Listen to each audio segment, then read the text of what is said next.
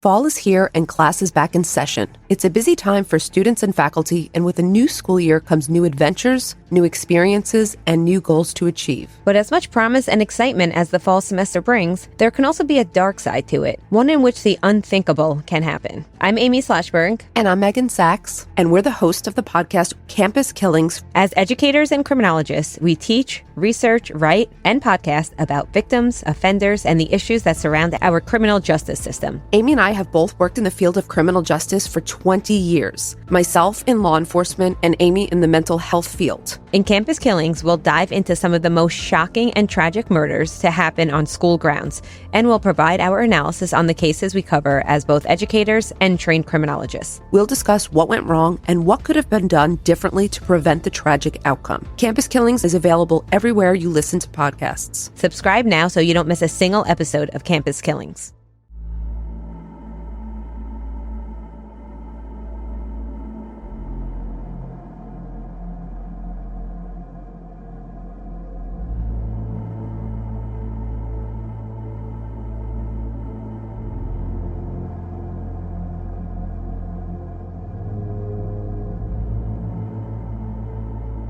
This is the Zodiac Speaking. Hey, Doug, thanks for coming on the show. And I can't thank you enough for being here to talk about what it is you do and provide some insights for listeners. My pleasure, Mike. Thanks for having me on. I've been listening to your show for a while, and I know we've met on other podcasts, so it's nice being on. Thank you. So just to start for listeners out there, can you introduce yourself and explain to them what it is that you do in regards to geoprofiling? Of course. I work as a private consultant in geographic profiling. I also do open source intelligence as well. And for the geoprofiling, I primarily work on cases involving serial or violent crime, body recovery, and missing persons. And how long have you been in this line of work? I've been doing this now for, 2023? Close to 10 years now. Okay. And I guess before we get too into it, what is geographic profiling exactly? Can you explain for listeners what it is? Sure. So geographic profiling is it's a subset of forensic behavioral profiling, which includes offender profiling, victimology. It focuses on what I refer to as the STEG elements, STEG, which stands for spatial, temporal, environmental, and the geographical elements of offender behavior, victimology, and crime scene analysis. It's much more than just identifying clusters and putting them into a heat map or using an algorithm. It's taking in every aspect of the case that you're looking at, and incorporating that into your profile. Okay. As far as training goes to become a geographic profiler, what's involved? Is there any kind of education? What qualifications do you need to get to become a profiler? Mm-hmm. I guess there's different routes you can take.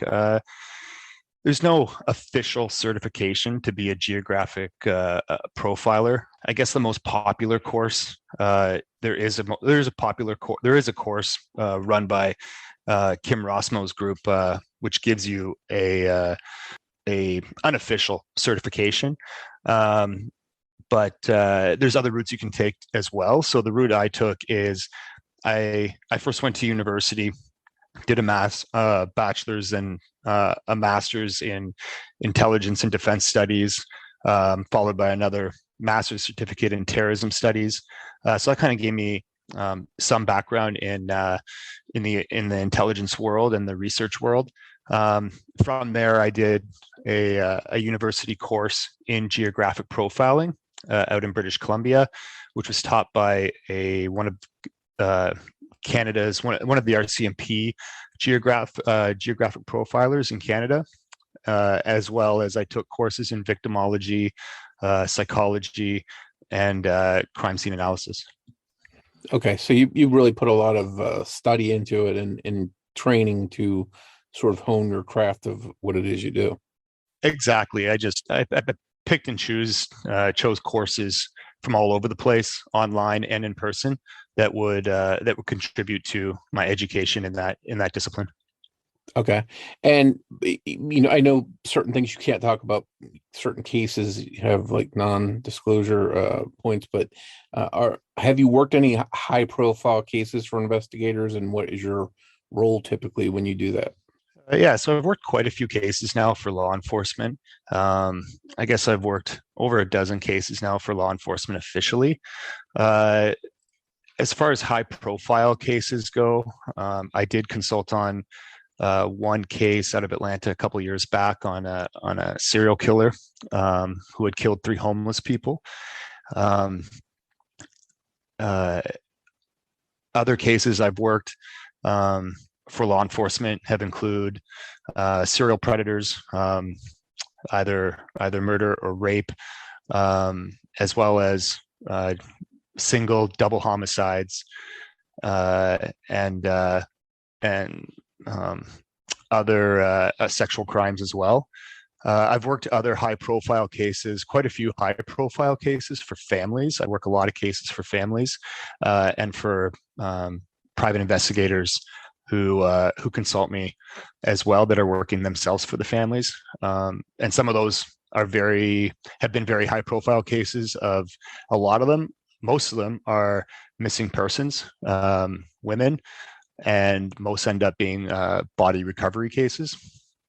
I just got brought on recently to work a high-profile case for law enforcement, and that may come to light eventually. We'll see how that goes.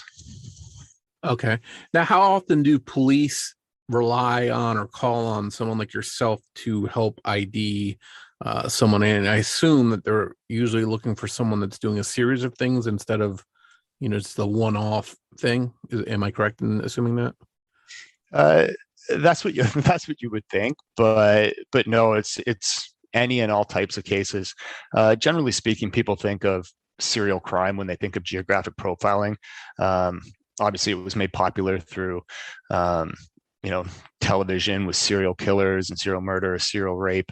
But it can be used for nonviolent crime as well. Like I said, I use it a lot for finding body deposition sites and missing persons, and I've used it in just single cases of a single attack as well. So it can be used for a wide range of cases. When it comes to law enforcement, I'm usually contacted as a last resort, as in the case has gone cold. So I do a lot of I think every case except for the one serial killer case I did out of Atlanta has been a cold case. And it's, when they don't have any other avenues, and they've done some research and they found me online, or I've contacted them, and then we've created that relationship from there. You're sort of, when they're desperate for answers, they're pulling out all the stops, they turn to you to say, hey, let's try this method. Exactly. It takes a real cutting edge law enforcement agency to contact me immediately on any type of case. Okay. And what are some of the limitations of geoprofiling? I know it's, in a perfect world, you'd hit it like a specific address on a map and say, here's your killer right here. But obviously that's not how it works. But what are some of the maybe expectations of what you can offer someone? But what are some of the limitations of geographic profiling as well? Sure. In my experience, geographic profiling is only limited by the information. It's obviously more effective on when applied to some cases over others, but it's not limited to any specific types of cases. What type of information can I provide? Like you said, I mean, in an ideal world, here's the address, go get them. But no, that's never the case. But I'll give you an example of a profile I recently did. It was just a case study. I had no involvement in the case whatsoever on an official capacity, and that was the Stockton serial killer, just recently, who I think murdered 7 victims. or murdered 6 and the 7th survived. I can't remember exactly, but the profile that I did, and I posted some of it on Twitter. I was able to identify the former residence of the killer within 300 yards, the residence of his family member within 300 yards, and actually I was able to identify where the individual was arrested within 300 yards. That I just kind of got lucky on. Obviously, you have no idea when or where someone's going to get arrested, but I identified a key location to their routes of travel, which ended up being where they got arrested. So there's lots of different things that a geographic profiler can provide if they're brought in at the right time or on time. It's fascinating. So you know that it's something that can work, and obviously there's a little bit of luck involved too. But if you can pinpoint like multiple different spots and be that accurate, I think if you told most agencies that, hey, I can get you within 300 yards of this guy's house, they'd be happy with that. So that's pretty cool.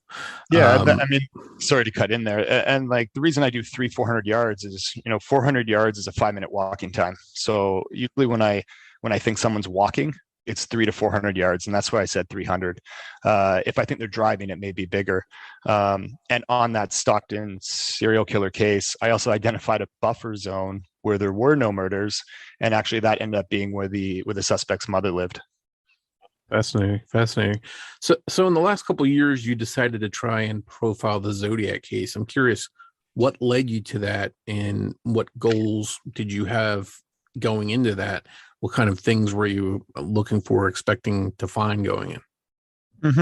I guess in the past, I've read the books, and not all of them. Obviously, there's quite a few, but I've read a few of the books, and I've seen the movies, and seen the programs on TV.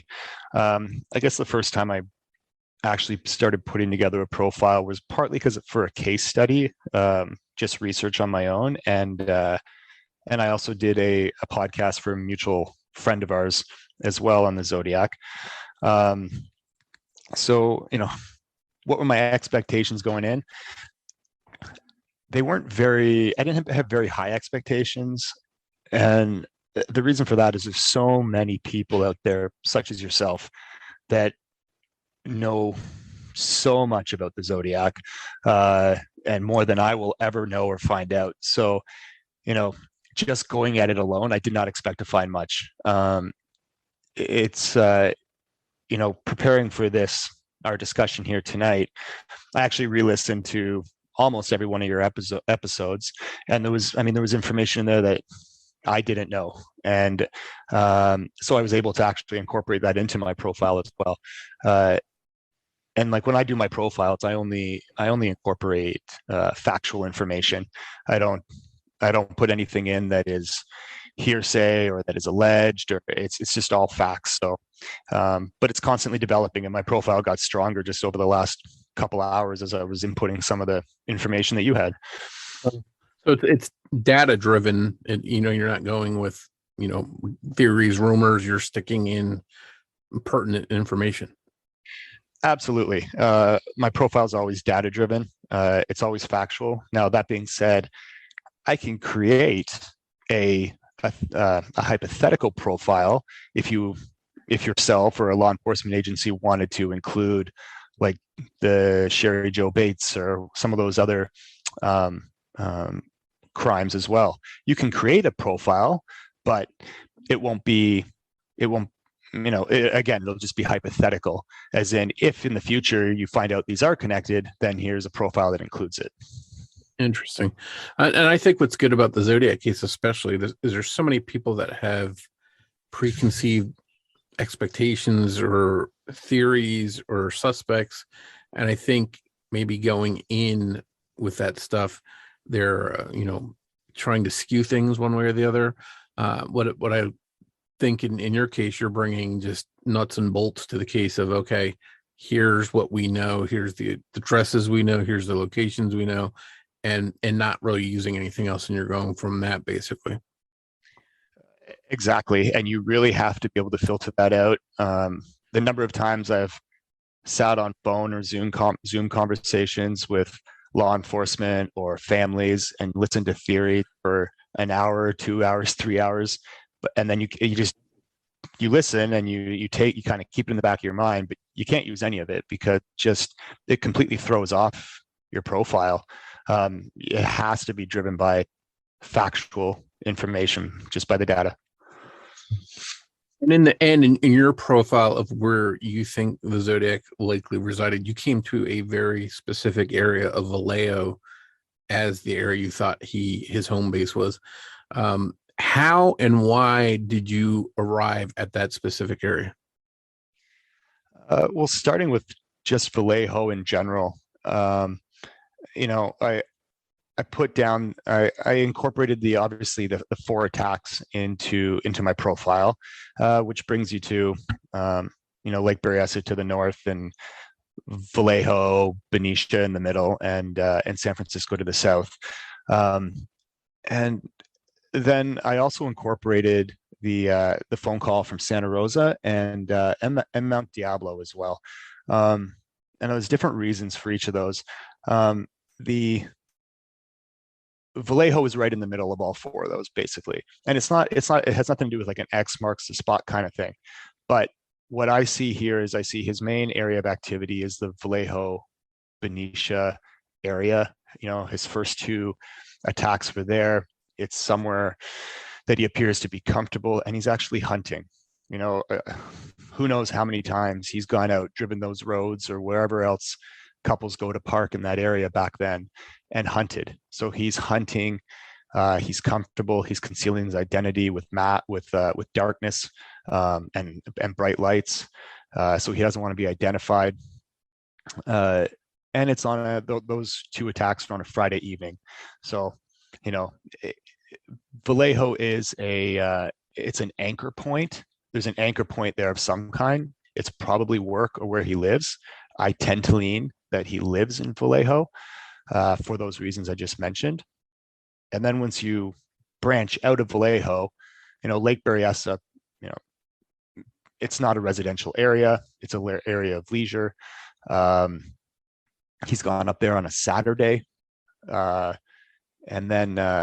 And same with San Francisco. San Francisco, we don't have much to go on there. He's mailed some letters from there. I know you could probably feed me a lot more information as well, but I'm just going on like the big points. He's mailed some letters from San Francisco. He obviously took the taxi, and he murdered Paul Stein there. But it's not the nexus of his activity, and his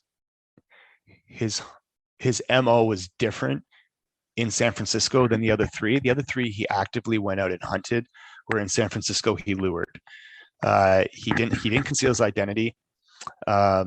He lured the taxi in by call. He basically called the victim right to him, and it was a random victim selection at that point. Obviously, he still had the choice to go through with it or not, but it was just a different MO than the other 3 attacks. I also, like I said, I put in Santa Rosa and Mount Diablo because Mount Diablo is significant, is where he said, the bus was hidden, or he gave the coordinates to that. I can't remember all the exact details on that, but Mount Diablo is a leisure area. So you have Lake Berryessa is a leisure area. Mount Diablo is a leisure area. San Francisco might have some more significance, but it could just be a leisure area as well. And Santa Rosa, something's out in Santa Rosa, and my bet it's a family member. So, I see him living in the Vallejo area, and he's been to Lake Berryessa before on leisure. He's been to Mount Diablo on leisure, and he's doing something in San Francisco. And I can kind of relate to it because I used to live in Davis, California, and we'd go out to the country, to the beaches on the weekends. We'd go into San Francisco on the weekends to see the old train yards there, and to Sacramento. So it's that's kind of what I see when I plot the information into a map. So, and those are all good points. And you arrive at Vallejo as in your mind being the most likely area that he resided in. Now, when you get even closer, narrowing it down, how do you arrive at that specific part of Vallejo as being likely where he was. And I think it's been a while, but I think you had some images, and maybe I can direct listeners in the episode to view those. But how did you arrive at that area specifically in Vallejo as where you think he may have resided? Sure. So the area I arrived at is kind of central in Vallejo. Um, right in the middle of the area that I kind of identified. You have the payphone that he made the call from after Blue Rock Springs. You have the sheriff's office in there, but there's so many other key locations in there as well. Hogan High School's in there. Mr. Ed's is in there. I think Farron, I believe, lived in there as well. And then you have the home on Brentwood, I think it is. They've visited a friend there. Betty Lou and David visited a friend there. So you have all these key locations in this very small area. And the payphone's a big one, because when he went up to Lake Berryessa, the payphone in Napa kind of makes sense. It's on its way back. It's directly on its way back south. He stopped in Napa, made a phone call.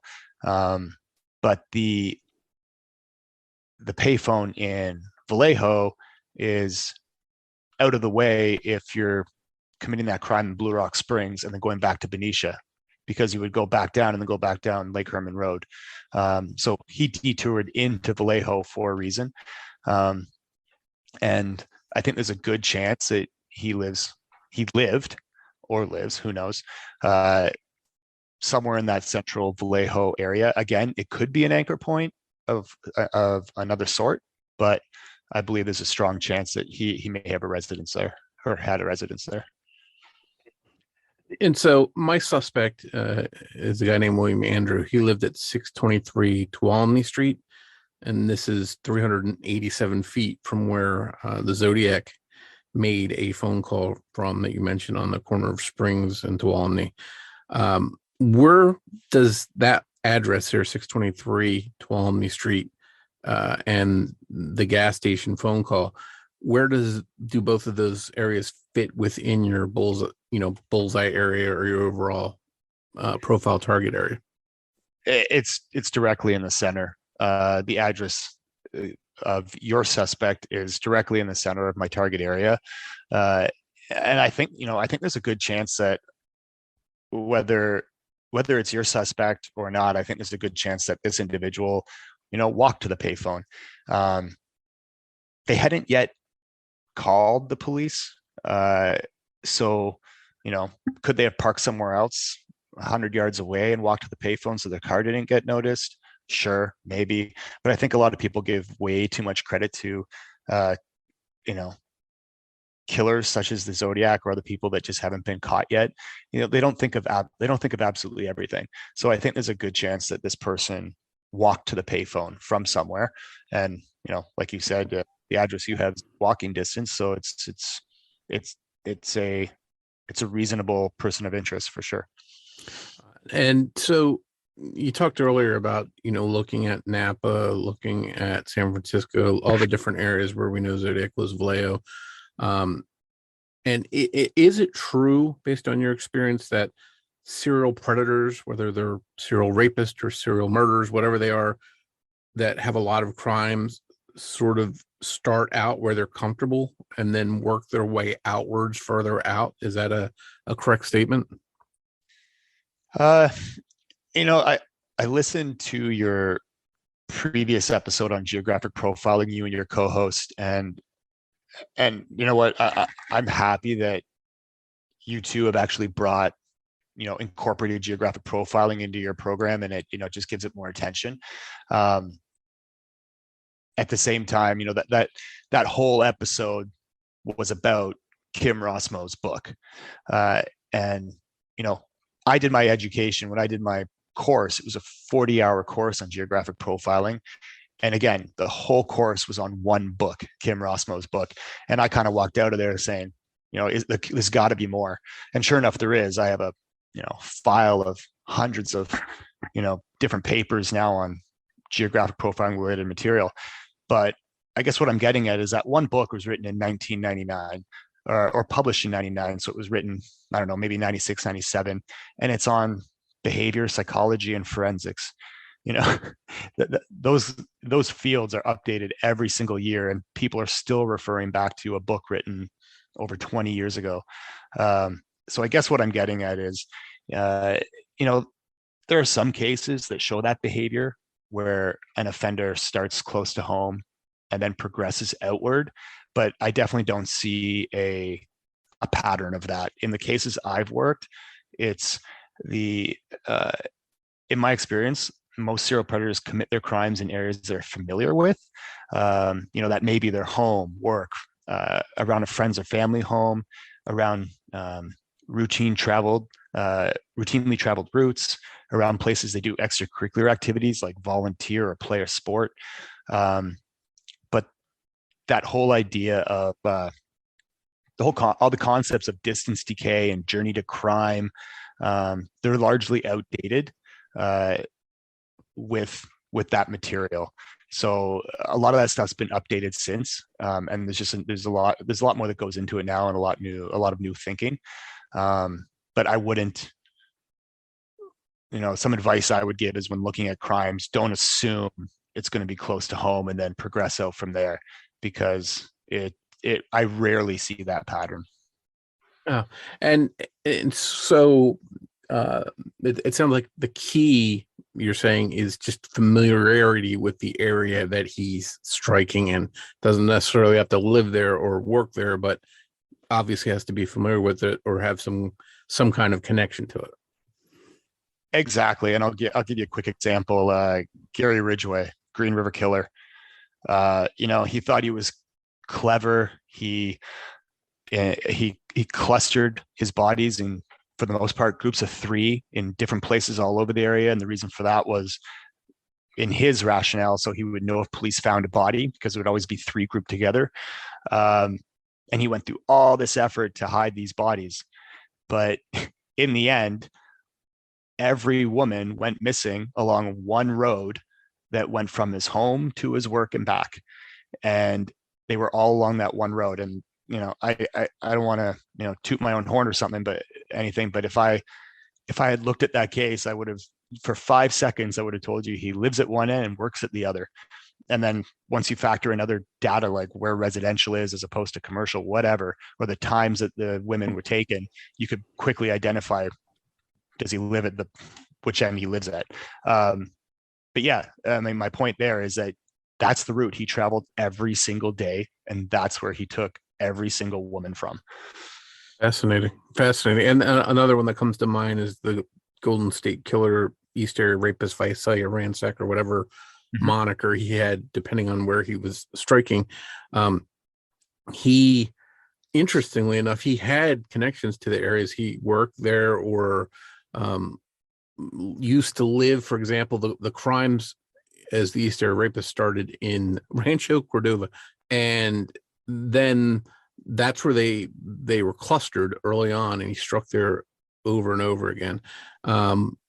It turned out he lived there when he was in high school, when he was school age. So he did have that familiarity, but he did not live there. And he, in Visalia, he was striking, but he lived the next town over. And he's an exception, since he was in law enforcement, and he sort of, he had studied a lot of the same stuff we're talking about in some college courses. Maybe he took steps to avoid, the saying, don't shit where you eat. Maybe he said, let me do all this stuff in areas I'm familiar with, but not right where I'm at. And that worked good, because I know a lot of geoprofiling was done on that case. And I've seen some of the heated cluster maps that they came up with, and he was always outside of those areas. So I know they invested a lot of time and effort in doing what it is you do and coming up with it. And he sort of defied the odds. And I always wondered if that was because he, being in law enforcement, being familiar with some of these techniques, he took steps to avoid that. Yeah, quite possibly. And for someone like himself, that would make sense if he's got a background and he understands the kind of the process that law enforcement goes through. Another outlier would be Richard Ramirez. he just attacked all over the place. But at the same time, he really didn't have a home base, did he? Um, another one that was pretty widespread that actually just got solved was the Bondi Beast, or Bondi Rapist, or whatever moniker he went by in Australia. I had done again, just as a case study for myself, a profile of his known attacks, and they were quite spread out in the Sydney area, but in the end, they were all clustered around places he had formerly worked. So, as well as the beach area. So some of these individuals can hide their behavior or their site selection, and maybe he was able to do that. D'Angelo was able to do that, but because of his background. But most of them can't. Most of them, it'll show through somewhere. And my last question I wanted to ask you, but you sort of have hammered home the point that there's debate whether Zodiac lived in Vallejo, worked in San Francisco, or vice versa. He seemed to have a connection of some sort to both places, but it sounds like from everything you've said that those connections could be work, could be home, could be going back and forth, work and home, but in that area. So is there any way to sort of, and I'm going to go back to the case too, where you mentioned the one that was recently solved, the person in California that was killing homeless people. You told me that they found three different spots you mentioned, where he used to live, family members' home, things like that. Oh, that was the Stockton one. Yeah, I didn't solve it. I had no involvement in the case. It was just a case study for myself. Yeah, but but what I meant was they solved it, and here are these different bullet points that you were able to pinpoint. So I'm just curious how you comparing that case, let's say, to the Zodiac case, if you were putting them side by side, how would you compare the two cases, and what major things would you be looking for in the Zodiac case specifically? I guess attempting to compare the two cases, there were more attacks in that case. I was also able to identify the residence, another former residence of his, and it was actually the residence he grew up in San Francisco. I think, where was it? The area where he grew up in, just because he had one attack in that area, and that was the house he grew up in. And it was 300, it was like less than a half mile from his house. But in looking at that case, for example, there were lots of points.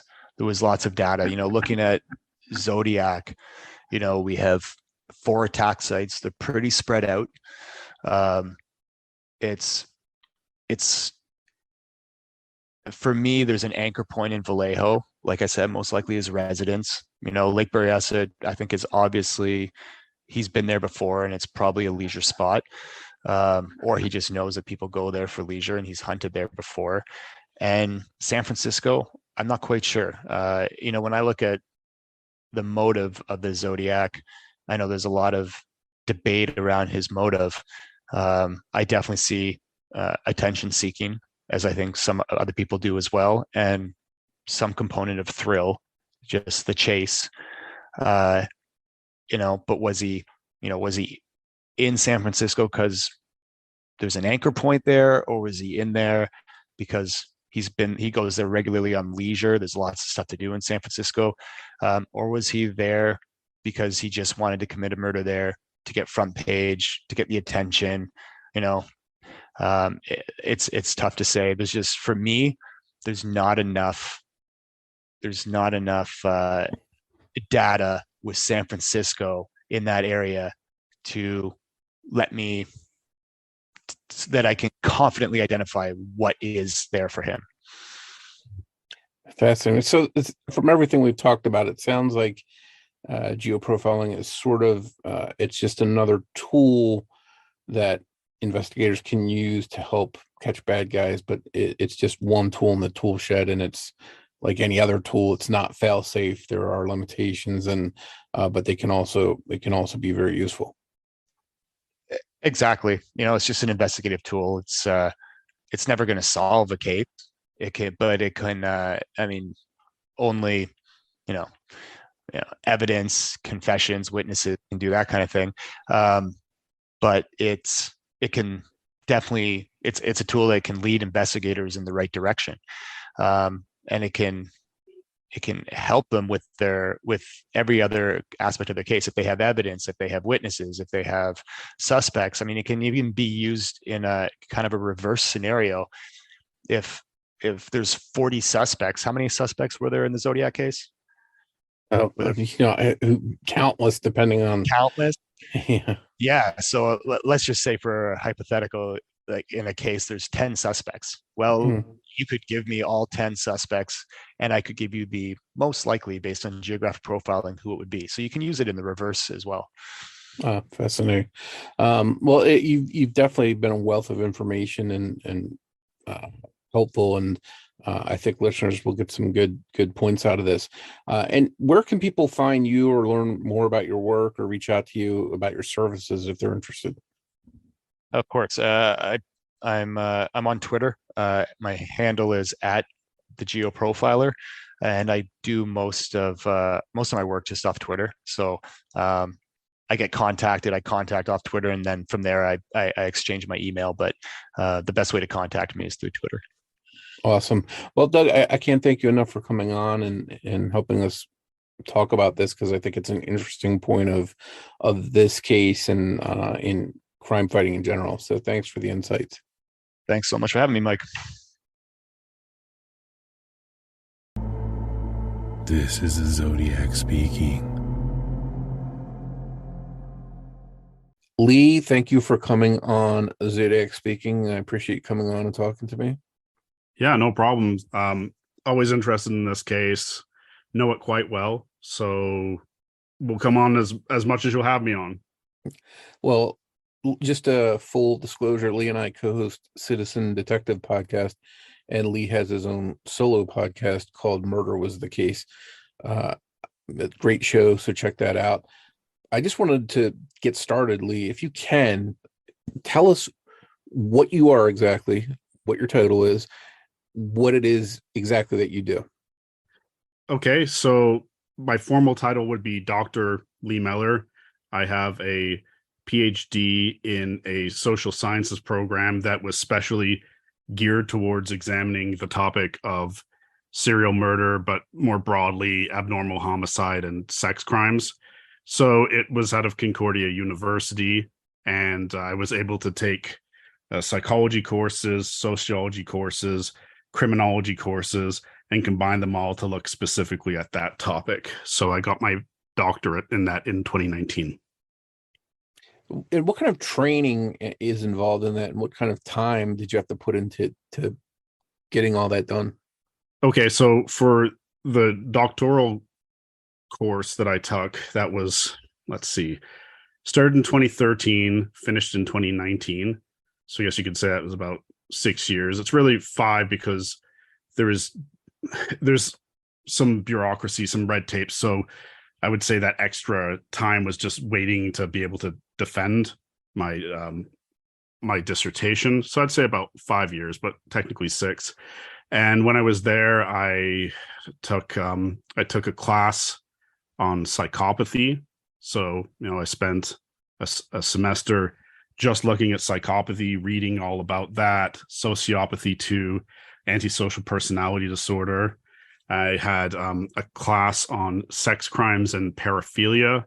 I had one which was just sort of an overview of criminology theories as applied to violent crime. I had a class on profiling and linkage analysis. I had, I'm just trying to think of them all, but that should give you an idea. There's probably a couple I'm missing. And then I did my dissertation was from about 2014 to 2019, and that was all researching and looking at killers who communicate. Now that seems kind of vague, but what I mean is killers who write letters to the police or the media or make phone calls, who pose bodies to send a message, anything like that. So that was a lot of time devoted to that. So I that's should, yeah. Oh, go ahead. Good.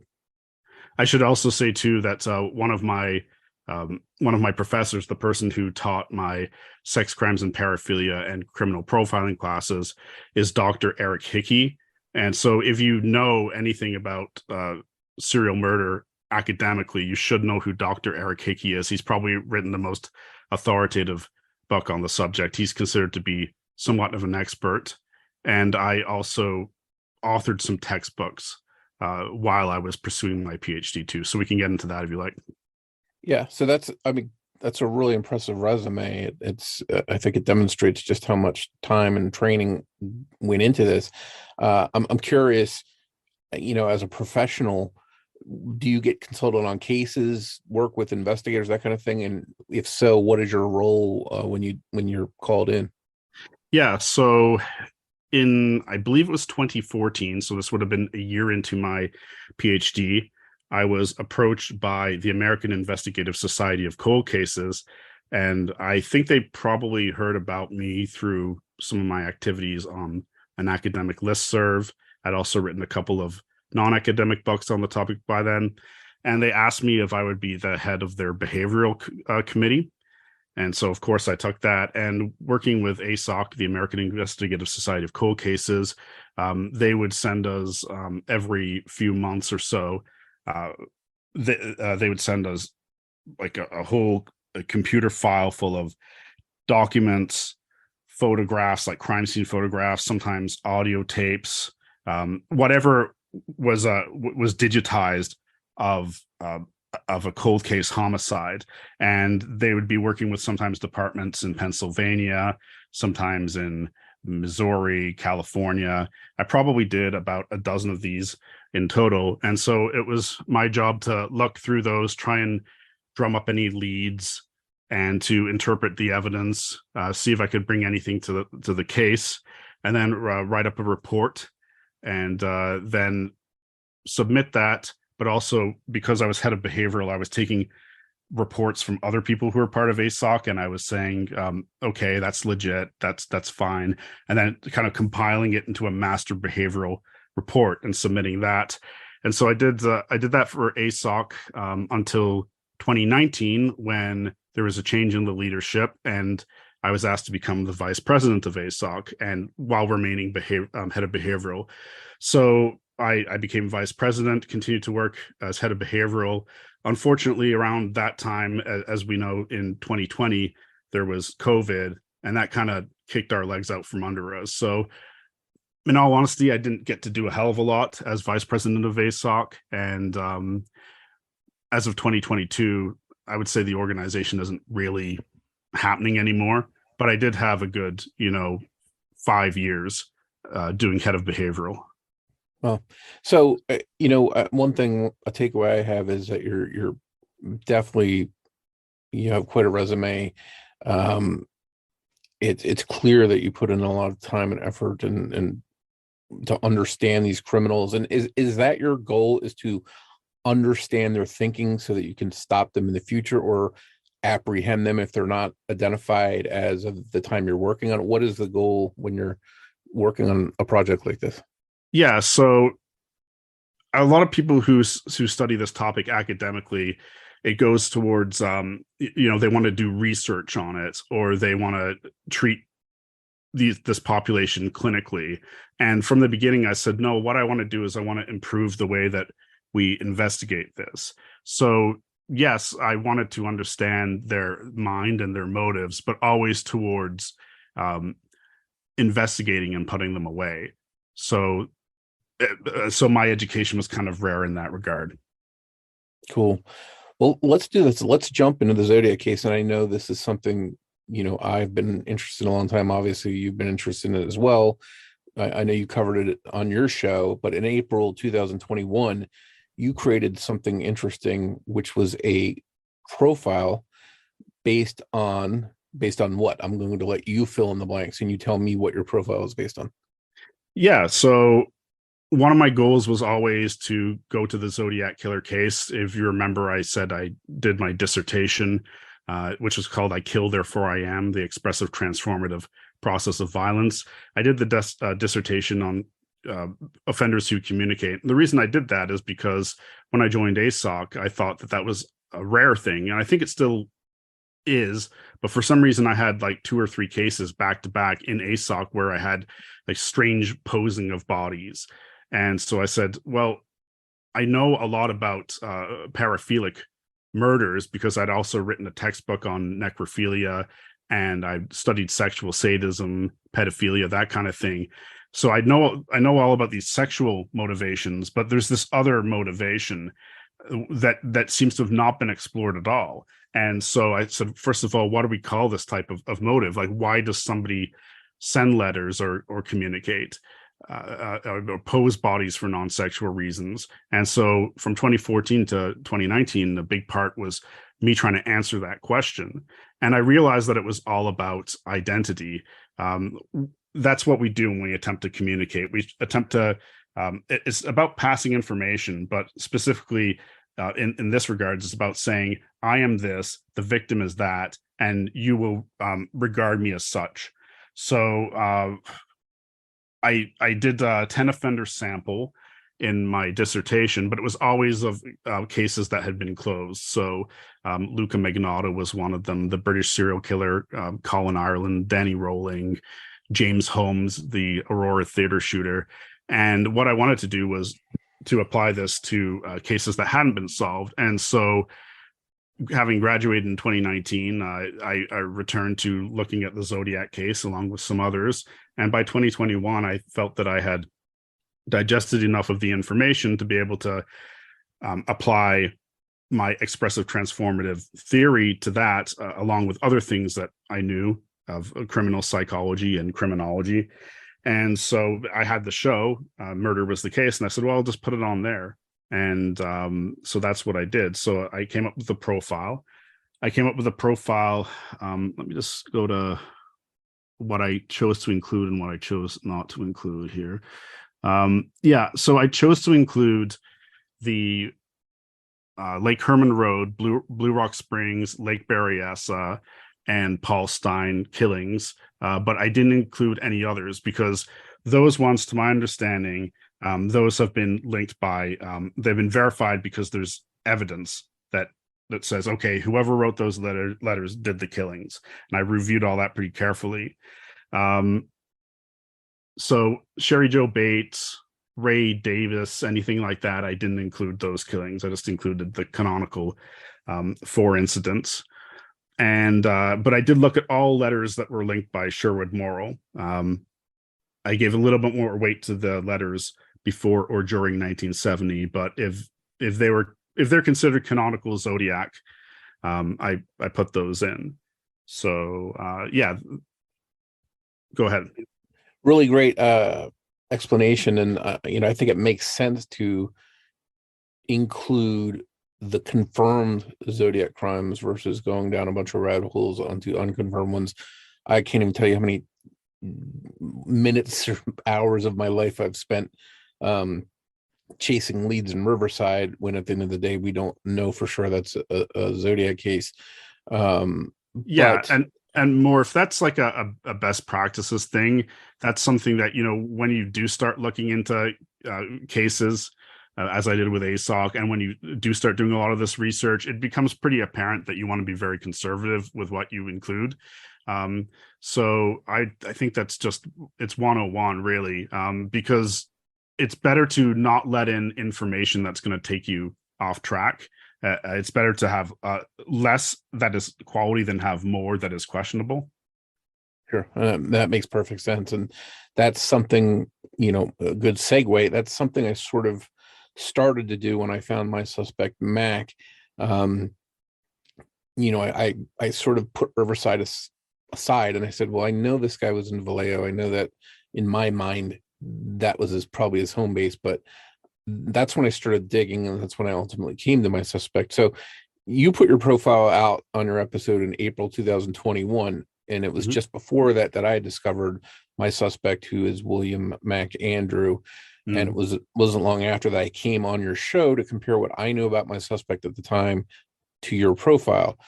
In that episode, we called him Mason, but in the almost 2 years since then, so much information has come out publicly that I can call him by his name, William Mac Andrew, or as I call him, Mac. Yeah. In my opinion, he's 100% the Zodiac killer. Obviously, I don't have his DNA or fingerprint to compare to say yes, physical evidence confirms it. But in my mind, he is that. And that aside, I'm more so convinced of it than I was when I was on your show. But your profile and my suspect are two different things, independent of each other. And so I wanted to sort of go back and revisit almost 2 years later your profile, run through it. And now that I know so much more about the suspect, I can probably answer things more accurately. So if it's cool with you, I'd love to have you go through your profile once again, and I will, answer point by point how Matt compares. And some things I still don't know the answer on, despite all the research and time. There's things that are just haven't been able to dig up yet. So I'll answer that honestly. And if there's something that's wildly different between my suspect and your profile, I'll admit to that too. But I want to give listeners a real legitimate comparison updated with what I know now. So yeah, if you're ready, let's run through it. Yeah, sounds good. So hold on, I'll just go to the top here. Okay, go ahead. So should I name the items? Is that how we'll do it? Yeah, you go down through your items as you're presenting them, and then I will reply to each one with what I know or don't know about Mac in regards to each point. Okay, so I'll just say this. I allowed in Riverside to the extent of, if we end up with two suspects that say match the profile on as many points equally, but one of them has a Riverside connection, like they can be proved to have been in Riverside in late October of 1966, you sort of will give more priority to that person, because a profile isn't really like, you're playing The Sims and then you reach down like the hand of God and pluck someone out of all of those little people walking around and go, aha, I found them. It's about saying we're going to have almost every investigation I've ever been a part of, there's always plenty of suspects. You never run out of suspects. So you've only got so much time and resources. So what you're trying to do is figure out who to best allocate that time and resource to. So it's really better known as suspect prioritization.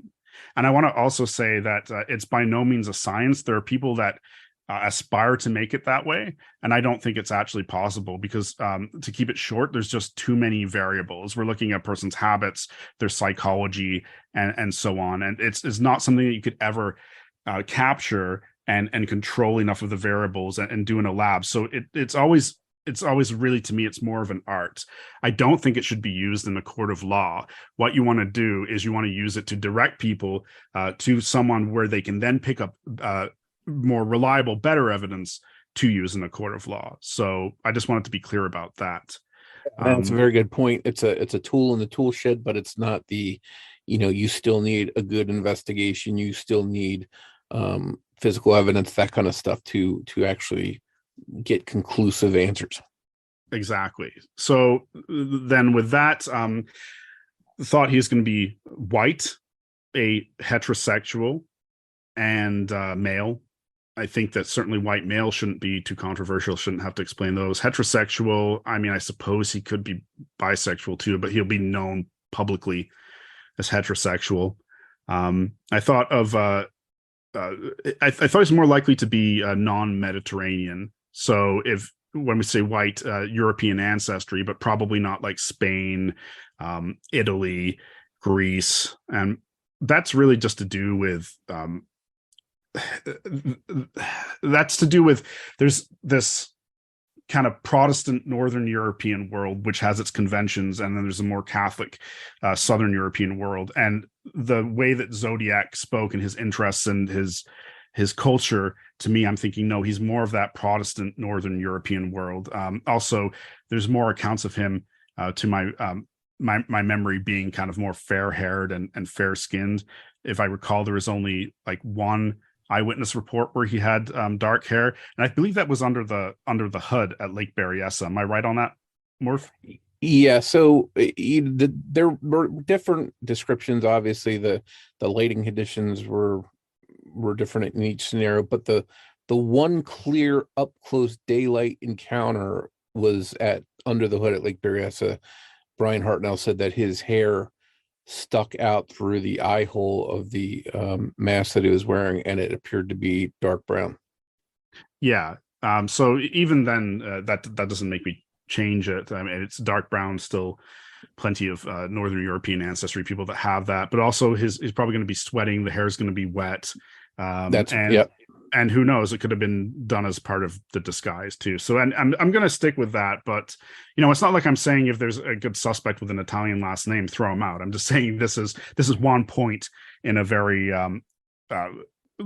thorough profile to look for. I think. Go ahead. I was just going to say on those first couple of points you made too, he was obviously white. He was married to a woman. I don't know of any, homosexual tendencies. Mac. I'm talking specifically about him. I don't know of any, homosexual tendencies or anything like that. But he was married. Now he did get married late, and I know we'll talk a little bit more about maybe dating patterns and stuff, but he was married to a woman for many years. Right. And so he was between 26 and 36 years of age on December 20th, 1968. That's what I've got for him. I thought he would be an older offender as far as serial killers go. And you and I talked about this. I think Mac was younger. Mac was 23. Yeah. Okay. Yeah. And that sort of spins me to another question. So in questions of serial killers, specifically Zodiac-esque killers, Son of Sam killers, those kinds of guys, what age range are they typically when they start these crimes? 20 to 35. So Mac would be in the age range of when most of these offenders start that kind of activity. Yeah, exactly. And if I wanted to be safe, I would just say 20 to 35 in almost every profile. But my goal is to be more useful than that. So I thought, well, is he going to be older or younger within that period? And I think, well, he seems to me like he's going to be a bit older. He seems a bit more sophisticated. He doesn't seem like particularly impulsive. He seems somewhat resourceful. So I put it 26 to 36. Where this becomes a bit of an issue, obviously, is people had more responsibilities and matured earlier in the 1960s. Let me ask you this. And this is just sort of a side question you made me think about. So you mentioned his maturity or whatever, that vibe you get from him seeming a little bit older. Now, Mac's parents were much older than the parents of most of his friends. Would that kind of upbringing cause him to be a little bit more mature, or as far as a profiling standpoint? It could be a possible reason, but I don't want to get into nudging things, because that's what so many other profilers do. By the way, probably people that your listeners admire. I just want to say a lot of them don't have good practices when it comes to this. It'll be wrong, and you can see them trying to, but he's more mature internally. He's psychologically more mature or whatever. And it doesn't matter. It's not good. You're trying to help people to find him. You're not trying to make yourself not wrong. Right. So absolutely. Yeah. So we'll just say that's a no fit. But white heterosexual male of non-Mediterranean European ancestry, that fits. Age doesn't. So, okay. It said he would be from a lower middle class family. Let's just talk about middle class as being, let's say, lower middle class and upper middle class. I think that he's going to be in the lower end of that. And I don't think his family would be native to California. So Mac's family is not native to California, and they were lower to middle class. Okay. I thought he would certainly have graduated high school and possibly have some college, although I didn't imagine him having like advanced university education. He did graduate high school and he did attend college. In fact, um, he went to college in Chico State. He went to college actually in Solano County, Mm. then went to Chico State, and then went to college in was it North Dakota, South Dakota? I can't remember off the top of my head, but Oh, really? he got back in mid 1968 from being out of state and going to college. So he So went to a few colleges. Yeah. Did he finish at any of these colleges? I assume he got different degrees. I know he was a sociology. That was his primary study. Okay, interesting. Yeah. Okay. So he would fit that. It probably has. If he got multiple degrees, it's probably a little bit more education than I expected him to have. But okay. I thought his IQ would be above average, so like 120, like in the in the range of someone like Ted Bundy. But I thought that despite that he would be an underachiever. Well, and so I'll let the listeners decide. I mean, Mac, obviously, I just mentioned he went to multiple colleges, so he had to be somewhat smart. I don't know what his IQ was, obviously, but he, on his website, this is in the early age of the internet. He was quite advanced working on his website and doing different things on there, doing stuff with Mac, stuff like that. So I know he had to be average or above average intelligence wise, but as far as what his IQ was, I don't know that. I like that. I think that's about right. It's above average, but it's not in the genius range or anything. So I think that's a match. Okay. But is he an underachiever though? Despite that intelligence, did he not really accomplish much? Well, he worked for the state, which, in and of itself, he got a job with the prison system in spring of 1971, and which is the time the last Zodiac letter was mailed. And he worked there for 30 years and retired in 2001. And he retired as a corrections sergeant. So I don't know. I don't know in a prison system what, obviously the rank of a military, sergeant is probably somewhere in the middle, and then you get into sergeant first class and then officers and stuff like that. So I don't know where that ranks on the scale of how far you can go in the prison system, but I also don't know, could he have put all that training with the courses he took towards a career that would have been more lucrative? I don't know that answer. But that's what he was. He was a prison correction sergeant for 30 years. Okay. Yeah. The reason I thought that this person would not live up to their full potential is because they have an aberrant psychology. I thought that their PCLR score, that's psychopathy checklist score, would be approximately 20. Let me just say too, this is something I forgot to mention. I went and I trained to do the psychopathic checklist revised score under Dr. Robert Hare, who was the man who innovated the test. And I also did sessions in Tennessee with Dr. Mary Ellen O'Toole, who is the FBI profiler, and looking at how to detect psychopathy from a crime scene along with paraphilic violence. So I know quite a lot about psychopathy. And so I've scored serial killers for their PCLR score before.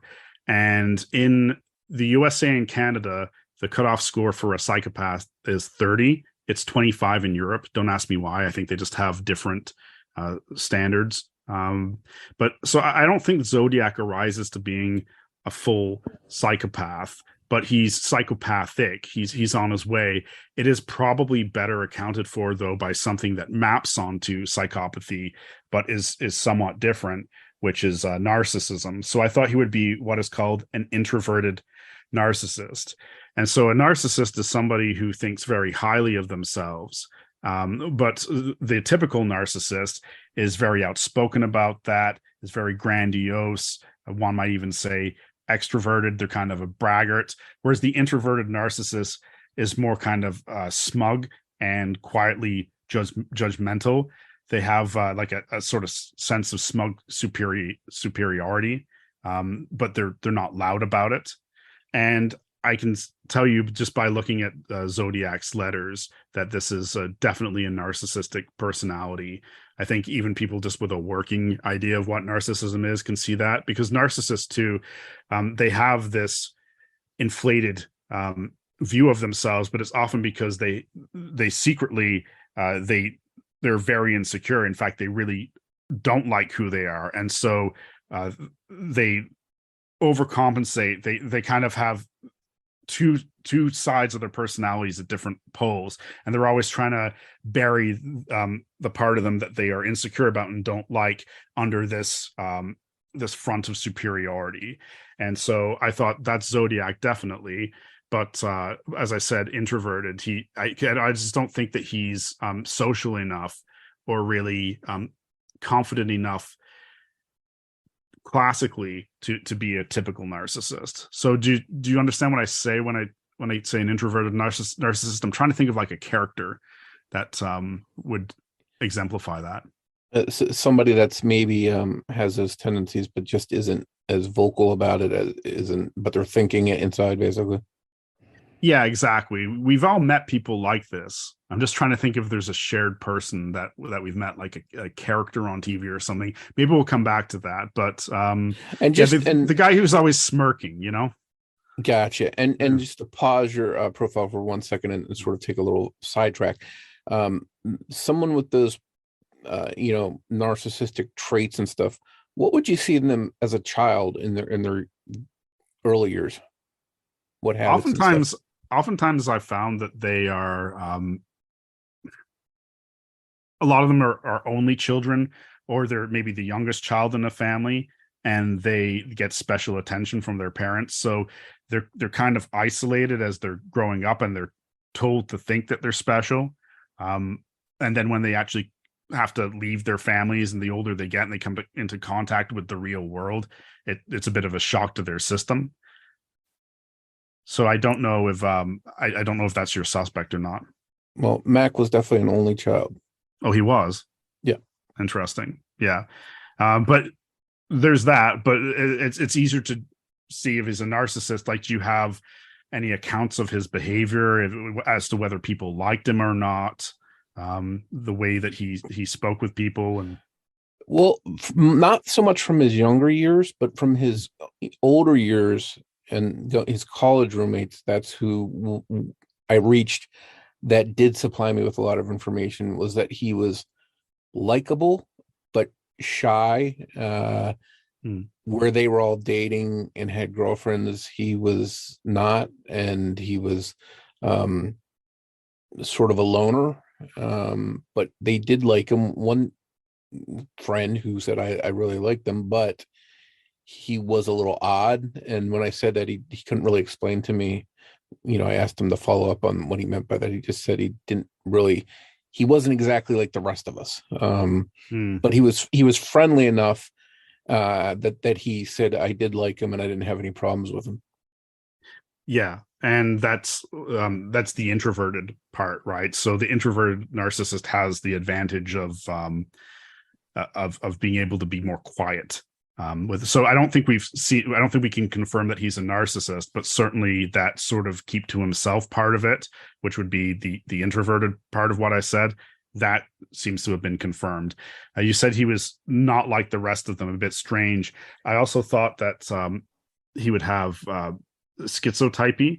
And so what I mean by that is that something like schizophrenia, it's not just hallucinations or delusions. There's often sort of like a flatness to them.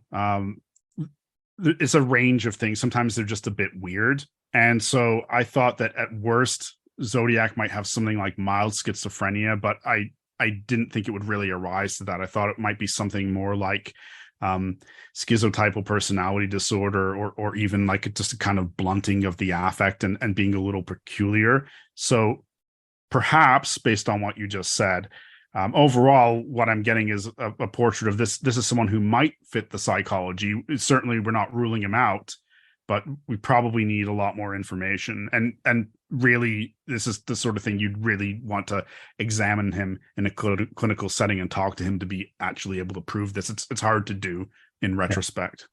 Yeah. So what do you have next up on your list? Okay.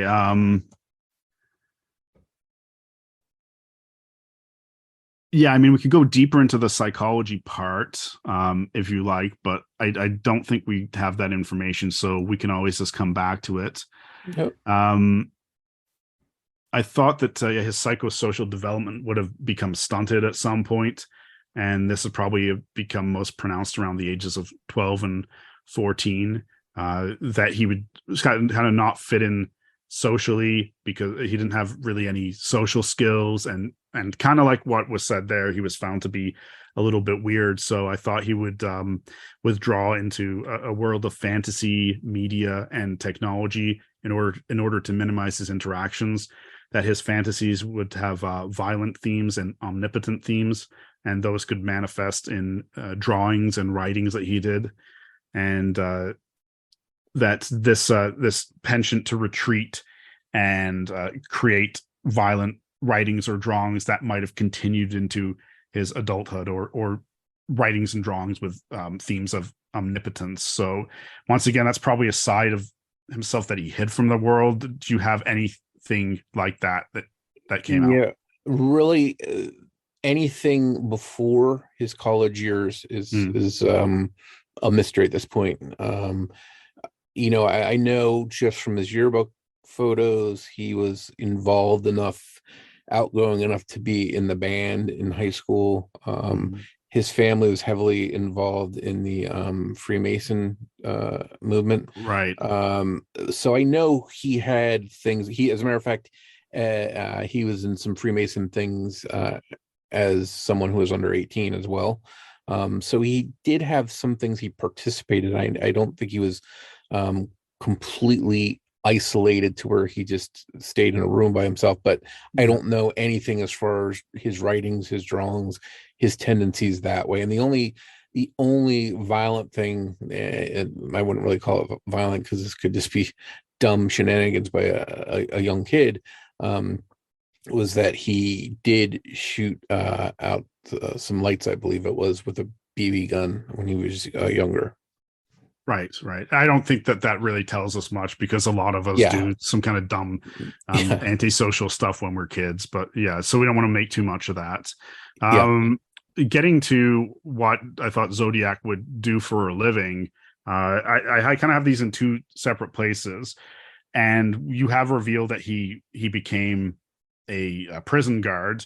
What I said is I thought that Zodiac would want a job that gave him solitude and independence, and to be able to avoid socializing beyond, you'd have to socialize the kind of perfunctory level, but it wouldn't be a job where there was too much socializing. So things that came along for that, I thought of like a tradesman, or I'm going to add this because I made the mistake. Really, I should have expanded. I thought this came under trades, but like an artisan, somebody that creates things, but it's not a trade. So it could be somebody who makes I'm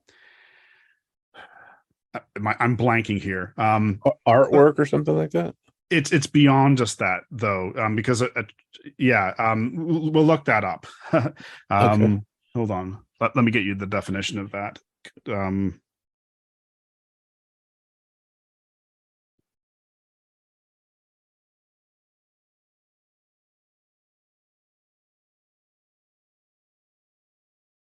A worker in a skilled trade, especially one that involves making things by hand. So I think maybe one of the differences, they're kind of the same, but I just want it to be a bit more clear. Whereas a tradesman can be someone who just fixes things. This is someone who also can make things, and that can go more into the artistic as well, rather than just functional things. So it could be somebody that makes carvings or something too, which is something that we wouldn't typically think a tradesman would do. although he could be a tradesman too. So I'm thinking he's someone that works with his hands, kind of in a solitary capacity, whether that's a tradesman or artisan. But what stood out to me is you mentioned that he was a prison guard, and what I had with Zodiac, I'm just zooming down my list here, is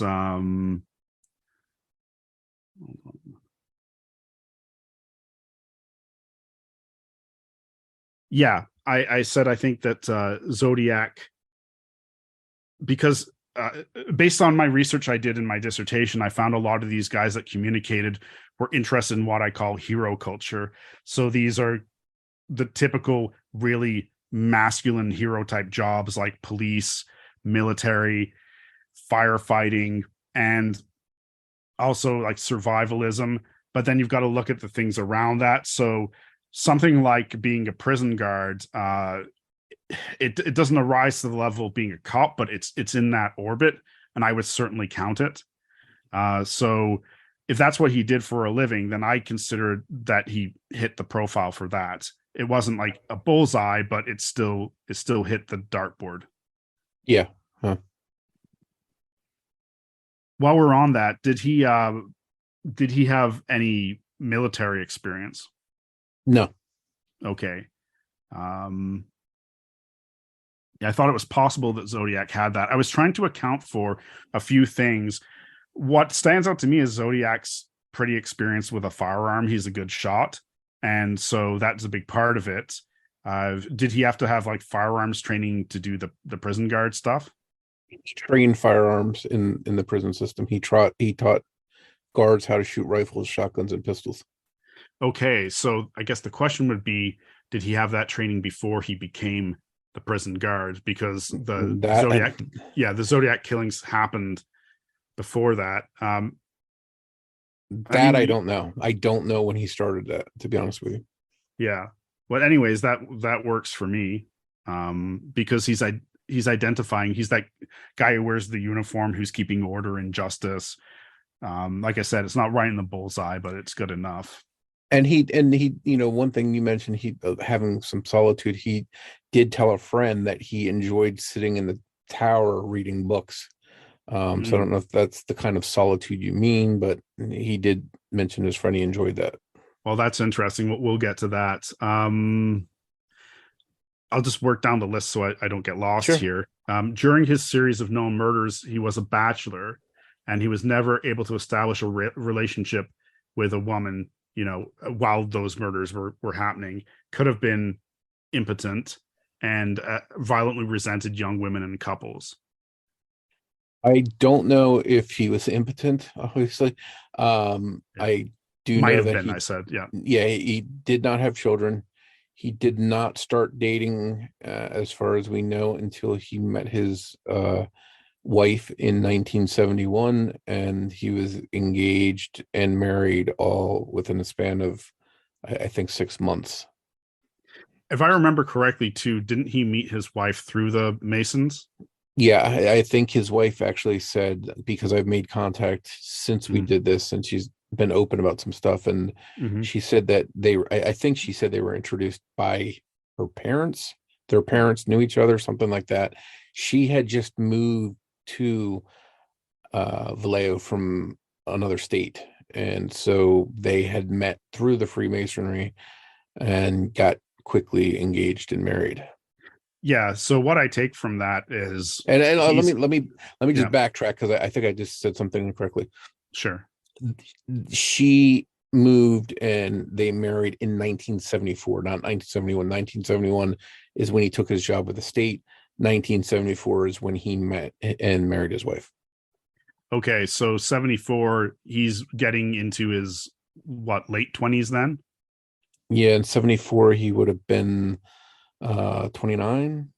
Okay, so what I get the impression of is a young man who's not meeting women, and the institution of the Masons kind of intervenes and says, let's find a wife for this guy. It doesn't mean that they weren't really in love or she didn't really like him or something, but that's what I get out of that. If there's no other women in his life until that. Yeah, as far as we can tell, I've found no one that mentioned he dated. As a matter of fact, some of his college buddies said they were dating, engaged, getting married. And they felt, one of them mentioned specifically, felt bad for Mac because while they were going on getting married and having all these relationships, he was sort of alone. And he said he felt bad that he sort of left him alone while he went on with his life. And interestingly enough, Mac was participated in several weddings.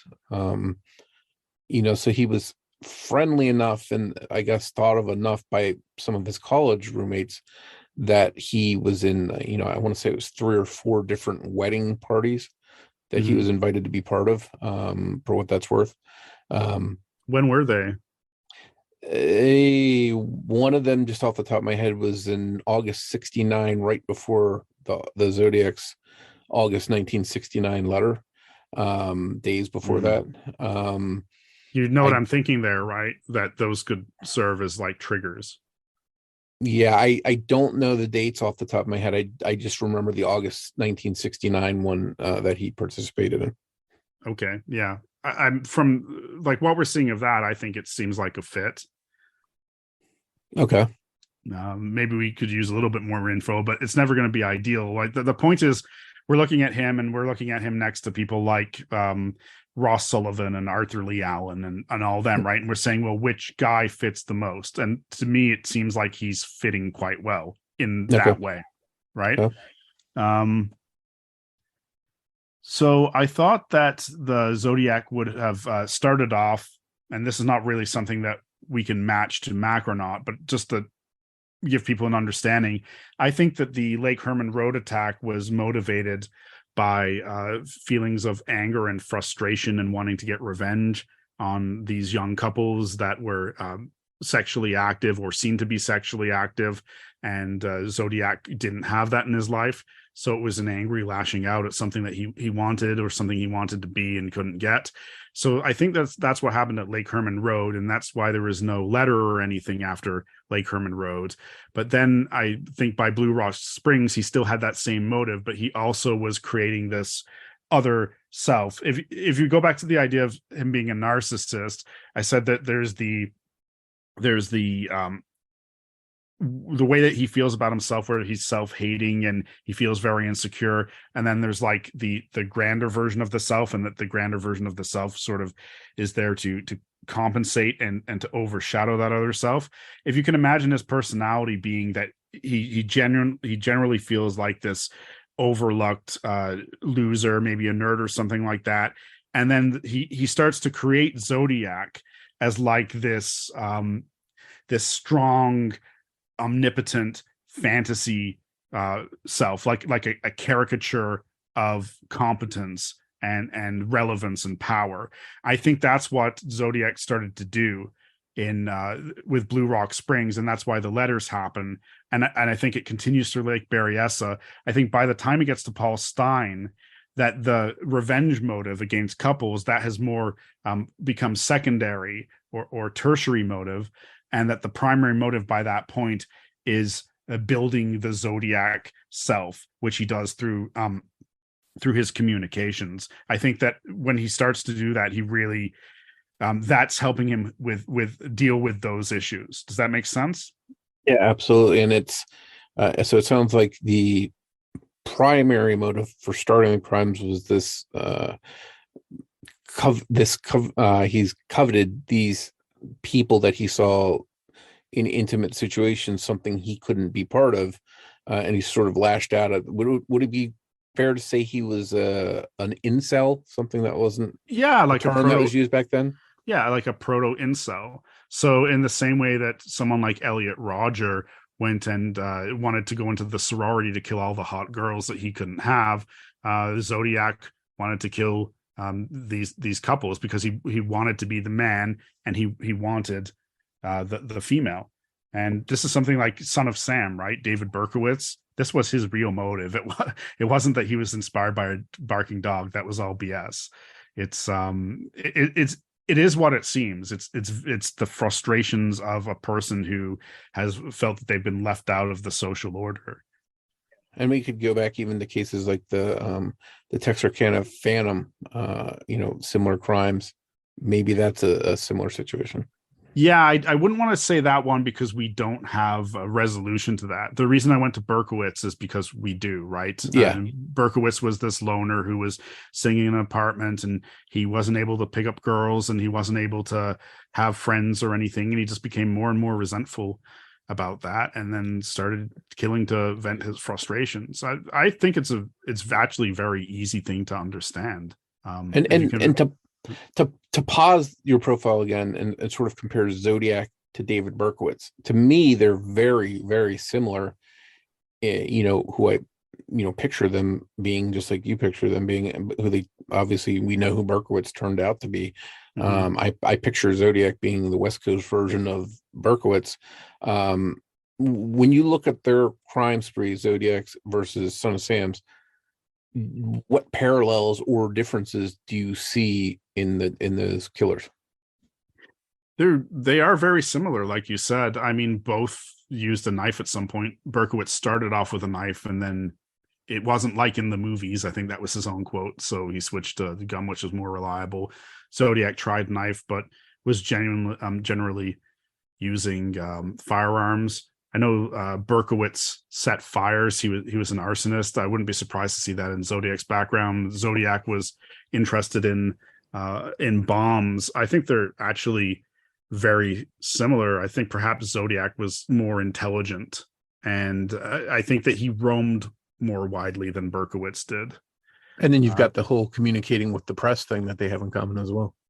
Right. Berkowitz was one of the 10 offenders in my sample for I Killed There 4 a.m., which is my dissertation, which I would really encourage anyone who's interested in Zodiac or offenders like this to read. As far as I know, it's the only one of its kind. So he was the second offender that I looked at in that. And so the model for Zodiac, he was one of the cases that I studied to get to this. Fascinating. Mm-hmm.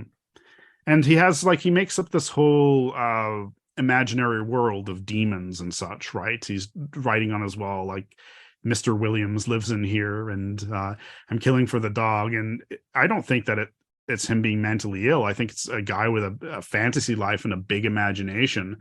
And he's in a way trying to find a way to process what he's doing beyond just I'm killing because I'm a virgin and an outcast. He knows that deep down, but he's creating like this fictional world that he can run it through. And I think Zodiac was doing the same sort of thing, with the slaves in paradise and all that. The word I came up with because I didn't know what else to call it is I called it a meta delusion. It's not quite like a delusion because secretly they know that they're just making it up, but it has many of the features of a delusion. Interesting. Yeah, that was something like 5 of the killers in my sample, so 50% had as well. So yeah, let's get back to the profile. Yeah, these murders, they were not paraphilic murders. I know John Douglas said that he thought the Zodiac was a sexual sadist. I see absolutely no evidence for that at all. And that's that to me. I'm with you there. I compare. There's people that still online say, "Oh, I think Joseph DeAngelo, the Golden State Killer, was also the Zodiac." They're two completely different killers with two completely different motivations. I mean, I think, and maybe you can clarify, Joseph DeAngelo was a classic sexual sadist. But I agree with you. I don't see that at all in Zodiac. Yeah. I think DeAngelo was probably sexually sadistic. He was, if not, he was at least turned on by rape, so by astophilia. The point is, he was motivated by paraphilic sexual interests, and I don't think that was what motivated the Zodiac. When we talk about Zodiac killing, there is a sexual reason for it, but it's not so he can have an orgasm. It's so that he can vent his frustrations about being sexually excluded. Those aren't the same thing. And Zodiac, for example, was a quick get in, get out type of killer. Mm-hmm. Joseph DeAngelo took hours with his victims, torturing them, watching the pain. Mm-hmm. And then, some key differences too is he would stalk his victims and years later call them up just to terrify them again over the phone. So to me, I think they're two way different killers in my mind. So anybody that says that they're one and the same, Zodiac and Joseph Danzo, I call hogwash. Yeah, the key distinction there is Zodiac is an act-focused killer, so the act of killing is what motivates him, whereas D'Angelo is a process-focused killer. It's the process of rape and torture and terrorizing that does it. So and kills them probably just so he's not identified for doing that stuff.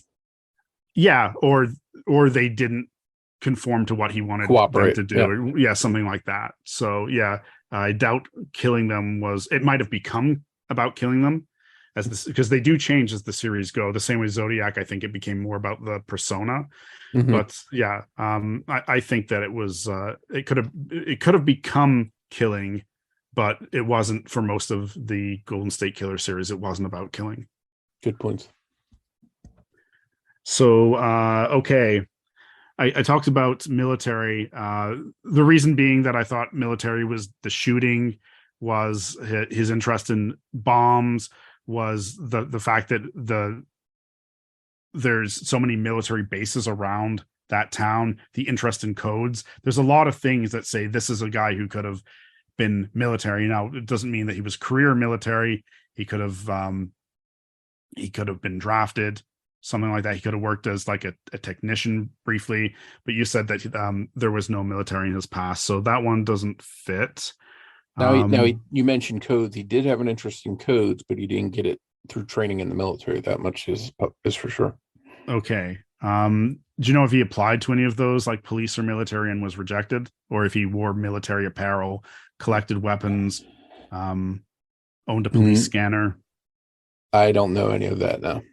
Okay. Appearance, I thought this is a person who's more conservative. And so I thought it'd be clean shaven with a crew cut or otherwise short hair. Yep, that was Mac. Okay. One of the ways that he tries to, I think this is a person who's insecure about his masculinity. So one of the ways that he tries to exhibit his masculinity is through outdoorsmanship. So hunting, fishing, camping, orienteering, anything like that. Yeah, he was definitely he definitely fished. There's some indication that he hunted, but I don't know that for sure, but he definitely fished. His wife, again, who he did not meet till 1974, after the Berryessa murders, said that they did go to Lake Berryessa to fish. But again, interesting, but so did a million other people. So yeah, sure. Yeah, and that's why you have a lot of points in the profile, right? Exactly. You have a lot of them. And okay, so I should say too, it's not just about the masculinity. Like Zodiac is, to me, he shows that he likes spending time outdoors. He knows areas where people go to, like Lovers Lanes, but also like Lake Berryessa, the boots, the wing walker boots and such. I don't have it all here. A lot of times it's that you spot a lot of things that individually don't mean anything, but when you put them together, they point towards a certain direction. And so that's where I got the outdoorsman thing, the knife he used too. And so I know there's some military clues sometimes that people say, well, this could point to a military. Now his father was in the military. I don't know what years, but so he could have had access to the base to buy, clothes, whatever, things that you might buy on the base. Okay. So this you've touched upon here. I said that I thought as part of his retreatism and his fantasy that the Zodiac would escape into literature, newspapers, perhaps survivalist publications or comics, detective magazines, films, television, maybe even theatrical productions. From what you've said about Mac already, that's certainly him, right? Yeah. So I know one of his college roommates said they did read those dime store detective magazines, that kind of stuff, comic books, things like that. He said they all read them. So, we know he had that. And much later in his life, again, we don't know a lot about his habits during the Zodiac crimes, but much later in life, he reviewed mysteries and movies, that kind of stuff on his website. Oh, cool. Alfred Yeah. Hitchcock, different things like that. Yeah. Okay. So I thought his interests would include esoterica. And so this is because the Zodiac makes a lot of references to kind of esoteric pieces of art, but also there's like Masonic and other symbols in his codes, and he seems to be somebody that has an interest in a lot of very niche things. So I said that he would be interested in esoterica, like magic, secret societies, polytheistic religions, the occult, mythology, espionage, conspiracy theories, cryptography, astrology. So not all of those things, but probably some of them. Now, Mac definitely had an interest in cryptology. He owned multiple books on deciphering codes and stuff. And then, as we mentioned, he was a member of the Freemasons. And after he met his wife, excelled in the Freemasons. And I don't know what the different positions are, but he sort of was at the top of the food chain in his local lodges there. It seems like he became a lot more socially apt after he met his wife. Yes. From everything I can tell, that is the case. Right. Okay. That's fascinating stuff. Thought he'd be raised in a nominal or practicing Christian family, but would consider it to be trivial or amusing, and might even vocalize patronizing views about Christianity. It's not like this militant atheist or anything, but it's not really for him. This is during the killings too, right? It seems that Mac changes midlife, in when he meets his wife. So let's look at him while he is before he's married. Yep. So none of that. Well, I know they did belong to a church, and I don't remember what denomination it was. So I can't comment too much about that. And I don't know how active he was in it, but okay. Yeah. Or what his views were on that. Okay, so that one's a bit of a wash. I thought that his relationship with his father or stepfather, or the male father figure in his life, would be either poor or non-existent. That would be fair to say was accurate with Mac. Really? His friend said that, and I'll have to paraphrasing here what the friend told me, and this is all written down someplace on one of the forums, but the friend told me that he's sort of, the parents didn't show him affection with hugs and kisses and that stuff, didn't have a close relationship, but they would give him things to sort of I love you, here's this big wedding, we're going to pay for your wedding, that kind of thing. Right. But that there was some kind of coldness between him and his dad. And the friend was of the opinion it was because they were much older than him. Like, I forget how old his dad was. I think his dad was 45 or something when Mac was born. Right. Where most of the parents had their kids when they were like 25. So he, the friend was of the opinion that there was just such a difference in everything between Mac and his parents that there was some distance there because of the age difference. Yeah. Okay. So the reason I said that, actually, that's just pure inductive reasoning.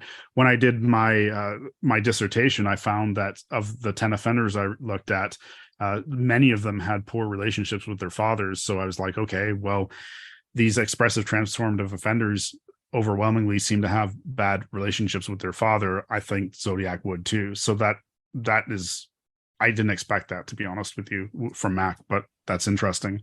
Yeah, and I think that is something I actually found out after I was on your show. So okay. Does he have a criminal record? No, not that I know of. Okay, you did say he shot out some lights with a BB gun. Yes, something minor like that when he was a kid.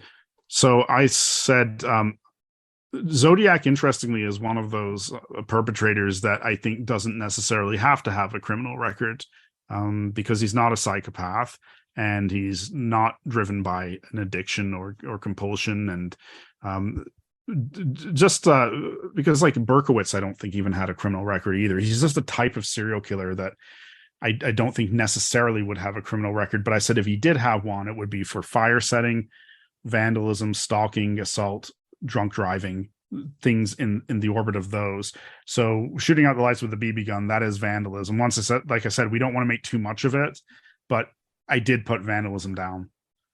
Yeah. And again, I don't know anything besides that in his back. Again, there's so much little that's known about his youth and growing up, but obviously to get the job in the prison system, I assume, they did some background checking. If he had a serious felony or something on his record, I'm sure he wouldn't have gotten the job. Okay. And the reason I have fire setting and vandalism out there the most is because they're ways of lashing out at the wider world. And that's, to me, obviously what Zodiac is doing. We've already discussed that. So that's a big part of the reason that I put those two in there. I thought there would be an identifiable stressor happening in Zodiac's life, such as losing a job or being rejected by a woman around the time that the killings start. So I guess Lake Herman Road, December, was that 20th, 1968? Yep. I don't know of anything that happened in his life around that time. I do know that he got home from college out of state in the summer before that. But Summer I don't of 68. know. Yeah, I don't know enough about what was going on with him personally. Part of the problem is because his good friends that I learned a lot of this information from, when they graduated from Chico State, they sort of lost track of him, other than the occasional, hey, so-and-so's getting married, let's show up and be at the wedding. But they didn't really know what was going on with him during that time. So I really don't have a good picture of what was going on with him. And then when they lose touch with him in 1968, the next person that comes in that really gives us a good paper trail is him taking the state job in 71, which we know that's documented. And then his wife in 1974, meeting him, engaged, getting married, that kind of stuff. So the crucial time that we don't know about Mac is from 1960, late 68 to 1971, which coincidentally is when all the Zodiac stuff is going on. Yeah, well, that could be very telling in itself, right? He could lose all of his friends and just finds himself sort of isolated and adrift in the world. And I don't know if I'm going to put that as the stressor, but I wouldn't be surprised if there's one in with that. So I'm not saying that counts, but it's it works in a way. So and in talking stressors, I'd like to talk about stressors for a second, because I know, I talked to a lot of investigators during the Golden State Killer case. They were looking for stressors, weddings, divorces, kids' birth. And as it turns out, when he killed his last victim, the Golden State Killer, or I should say second to last victim, in 1981, it coincided with the birth of his first daughter. When he killed his last victim 5 years later in 1986, it coincided with the birth of his second daughter. So he stopped killing for the birth of his first daughter and killed again during the birth of his second daughter, which I thought was fascinating. Nothing in between. So I get the stressors, and I think that's a very important thing. And I see some stressors, and maybe you can tell me if these are the same kind of stressors, but he takes his job in the spring of 1971. That's when the Zodiac letters stop. The next time Zodiac writes is in 1974. That's the time that he meets his future wife. That's when the letters begin again. So, and then as the engagement goes, the wedding goes, they're married by the end of the year, and Zodiac never writes a confirmed letter again after that. So his job, taking of that state job, and his meeting and getting married to his wife both coincide perfectly with the stops and starts in the Zodiac letters. Yeah, I like it. I'm not going to say it's him, but things are lining up here, aren't they? They're not going. The only thing that hasn't really fit has been the age, but the items where we can't give them a check mark, they're not X's. We just don't really have the information. We don't know enough about them. Sure. Yeah.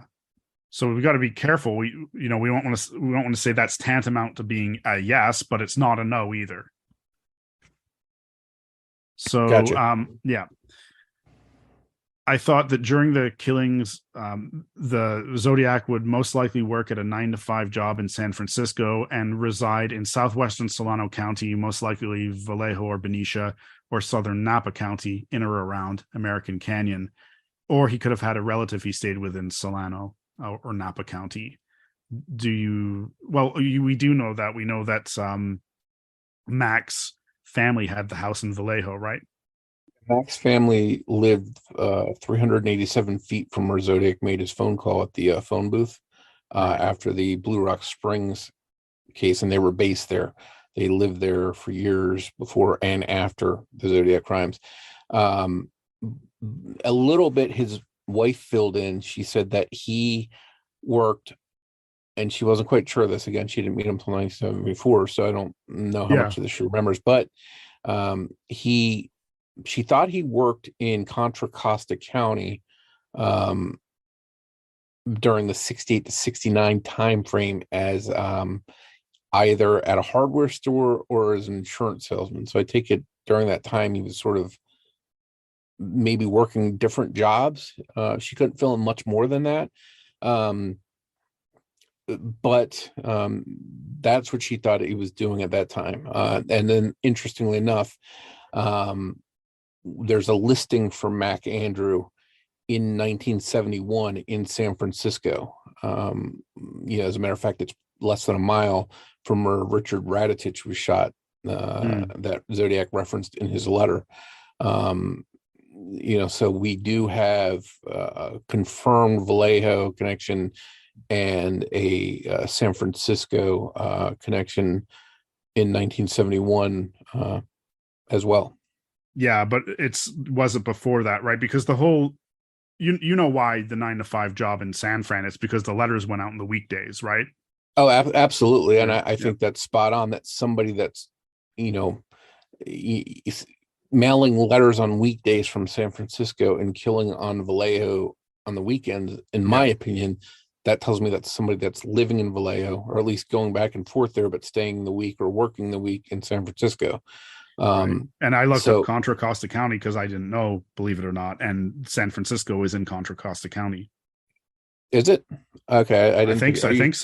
Let me see here. Contra Costa County is a county located in the U.S. state of California in the East Bay of the San Francisco Bay Area. So that's good enough, isn't it? I mean, it's close enough, sure, absolutely. And there was, I should point out, there was some activity possibly of Zodiac in Contra Costa County in that time. 1969, someone claiming to be the Zodiac poisoned a guy named Daniel Williams in his Contra County home. They snuck in and laced his drink with arsenic, and fortunately he tasted it and spit it out, but he had been getting threatening correspondences from someone claiming to be the Zodiac, and he called the police, and they checked it, and sure enough his drink was laced with arsenic. So that part was interesting, in that someone claiming to be the Zodiac was active during those years when his wife thinks he was working there in Contra Costa County, and someone claiming to be the Zodiac may have tried to kill this guy. Well, when we first spoke, I thought he was a lot, I knew he had a suspect and he was a lot better than what I expected him to be, but now I like him even more. So let me just be clear. I'm not saying that Mac was the Zodiac, but as far as suspects go, okay, I think the weakest thing is that we can't prove that he has a violent criminal background, right? But who among the Zodiac suspects can we prove had that? Did Arthur Lee Allen? I mean, he was a child molester, so that's sort of, that counts, I guess. Ross Sullivan, he didn't have one, did he? No. during one of his schizophrenic episodes, he got naked and pinned a guy in a phone booth in Santa Cruz, which so that's a reason I always stop short on thinking that Ross was Zodiac, because you can never tie him to Vallejo. Right. He was a Santa Cruz based guy before he left, after he left Riverside, and that's not a hop and a skip from Vallejo. That's a pretty good distance. Okay, so and that's what I'm getting at. So that's the weakest point of Mac, is that he doesn't seem to have a criminal history really, or a violent history, but he looks just like the composite. He fits many of the aspects of the profile that we talked about, and the more you learn about him, the more he does fit. He has he has a base in Contra Costa County and in Vallejo. He has the shooting experience. He has the Masonic connection with the symbols. So I'm not saying that he's the Zodiac. I'm just saying that out of all of the Zodiac suspects of which I'm aware, if I were to put all of my time and resources into looking at one, this would be the one that I would look at. Maybe, I don't know, maybe second to Arthur Lee Allen. Well, it's interesting. It's a good conclusion. Obviously, some other things, and to me, physical evidence is what is going to solve this case. Of course, fingerprint and DNA. 100%. But the tools of having a profile are interesting. And then, again, I go back to someone that's 387 feet away from the phone booth used by Zodiac. He fits the overall description of Zodiac. 5'8", 200 pounds. Montana connection. Heavy set. He had a Montana connection. He had a family member that was dying in Deer Lodge, Montana, when Zodiac mentioned Deer Lodge at Lake Berryessa. And he's got an interest in ciphers. And then, it just so happens that he has handwriting in the limited amount we've seen that looks a lot like Zodiac. So no girlfriend until like all through the Zodiac crimes, right? Yeah, that all lines up. Yeah. But So unfortunately, it takes physical evidence, and I'm not to that point where I could say, hey, physical evidence links him to these crimes.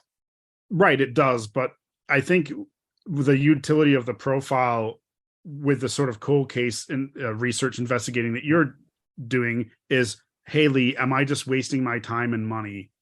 And I think the profile shows, no, you're not wasting your time and money. So even if he doesn't end up being the Zodiac, at this point, there's no reason to stop, because there's more reasons to keep going, many more reasons to keep going. Wow. Well, I can't thank you enough, Lee, for coming on. Your insights and your outlook on the Zodiac case overall, and on Mac as a suspect. I appreciate you putting in the time to come on and talk about all that and enlighten the audience as to what goes into profiling these people and studying them. And I think that'll help us all understand the Zodiac case a little bit better. Yeah, no problem. It really is my pleasure and honor, because I don't know, man.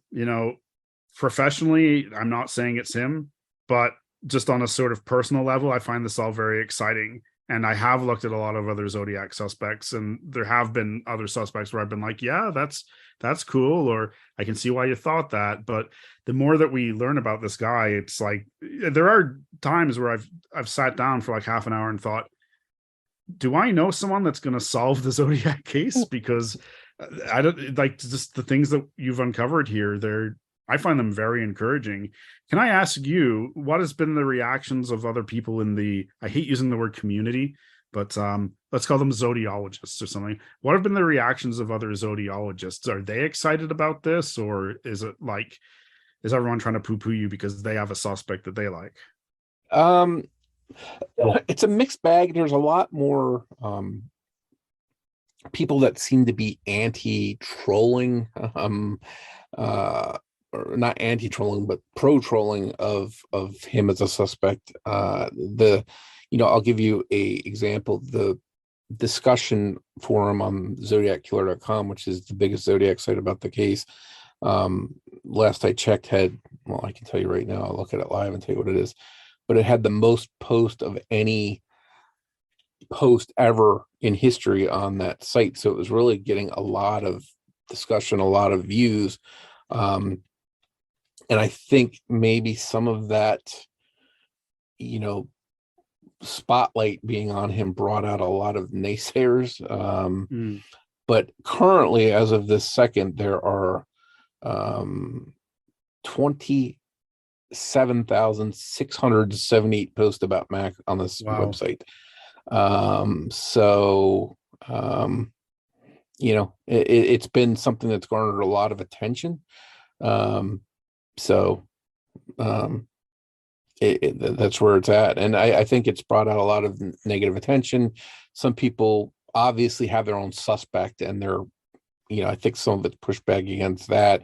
They have a preconceived notion of how old someone was, how old Zodiac was, that kind of thing. But there's been a few really good people that just honestly want to know the truth, and some people that have helped me find stuff and dig up stuff. So, you know, those are the people I'm focusing on, the people that want to see the case solved, no matter who it is. And if somebody can give me something to rule Mac out, like an airtight alibi that says, hey, he was off at a concert, and he was off at Woodstock or whatever, you know, in on a certain date during one of the murders, then obviously that would rule him out. But as of now, there's nothing that's been able to rule him out. Everything that I've dug up only leads me to be interested in him more. So that's sort of where it's at with you know, the people taking in the Mac conversation. Yeah, I thought that the more that you researched into him, the weaker that your case would get.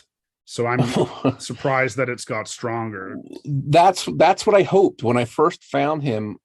I said, oh, this is interesting. I mean, he looks generally like the Zodiac sketch, and but then again, so did other, 1,000 other people in the area. I said, I'll sort of put him on the back burner, and I knew he had this interesting codes, and his wife found this code book, and I was like, oh, that's really interesting. After he died, she had asked him to, he owned multiple copies of this code book, and she asked him to get rid of it, but he didn't get rid of it. He kept it. So obviously that was big. And then I got my hands on his handwriting, and I said, okay, I'm hoping his handwriting just looks nothing like Zodiac's, and I'll just move him way down the list.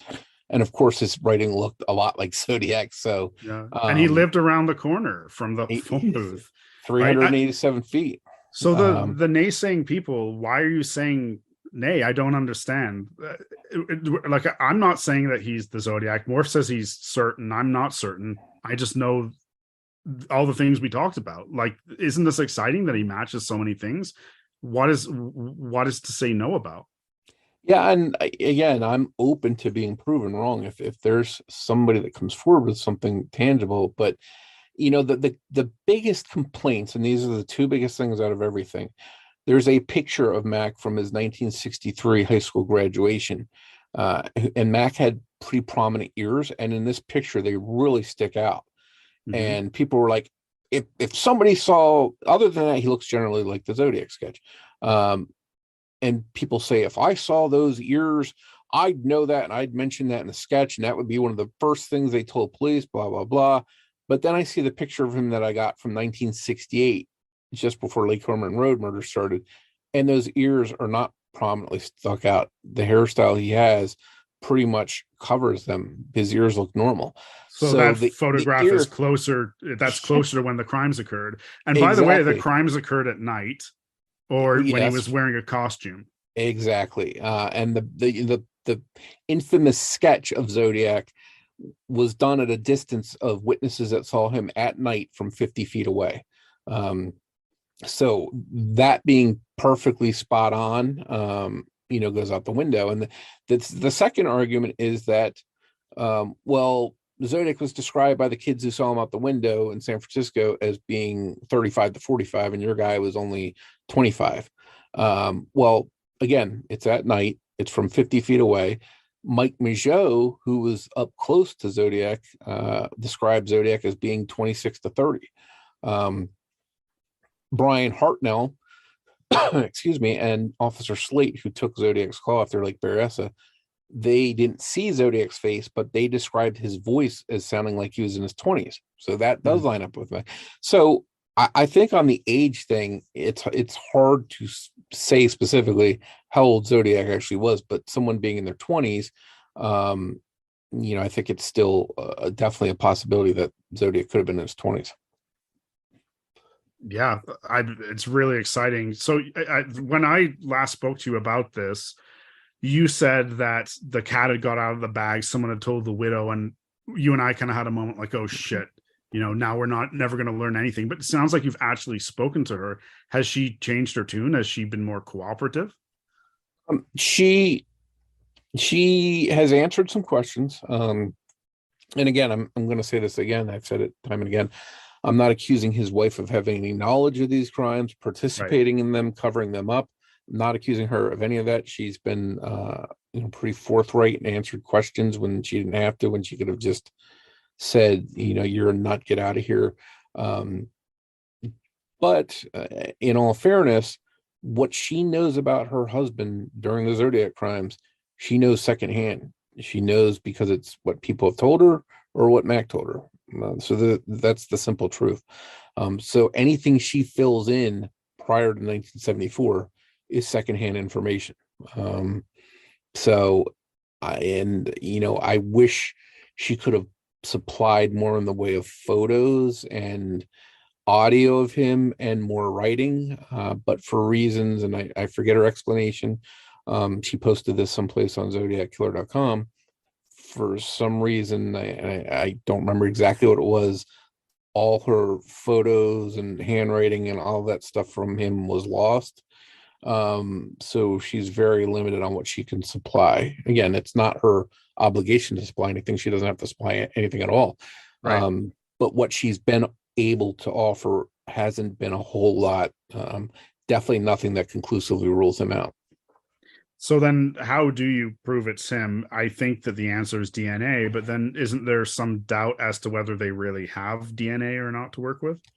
Well, the whole conversation is, the thinking is that Zodiac licked the sealed envelopes that he sent, and his DNA might be under there.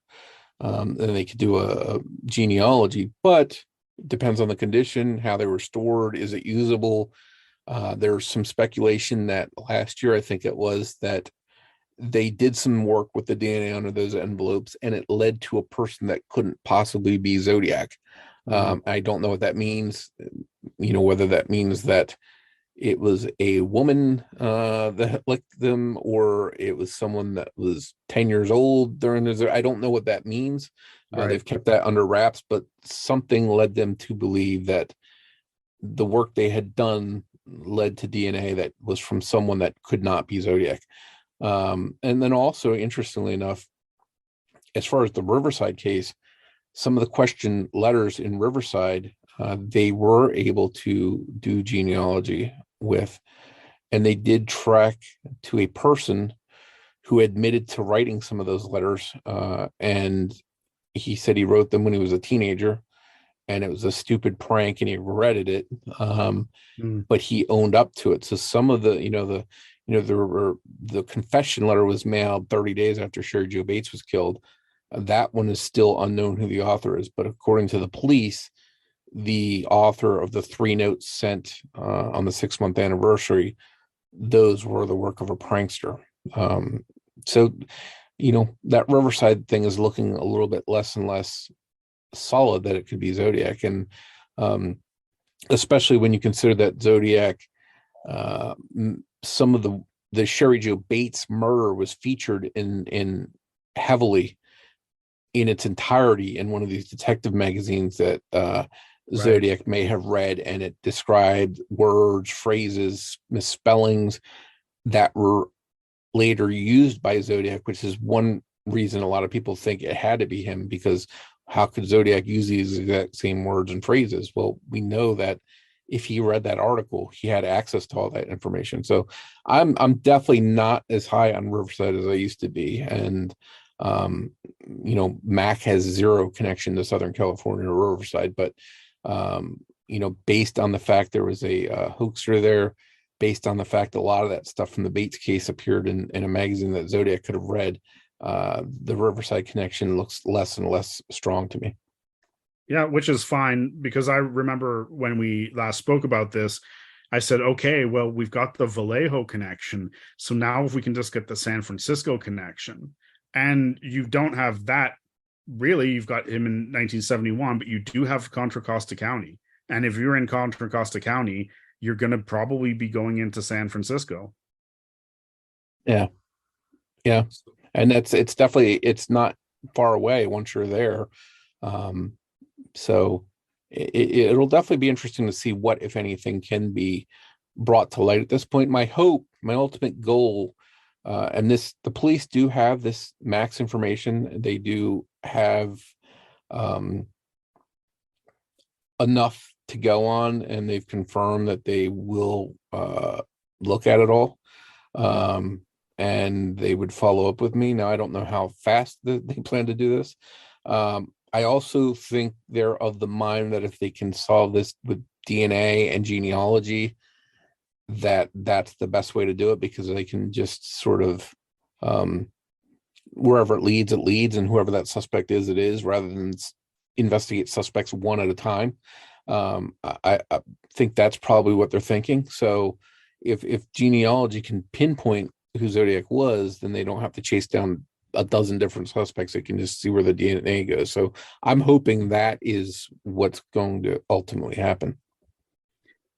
Okay, so I just looked again. San Francisco, there's a county of San Francisco. So San Francisco must be in San Francisco San County. Francisco County. Yep.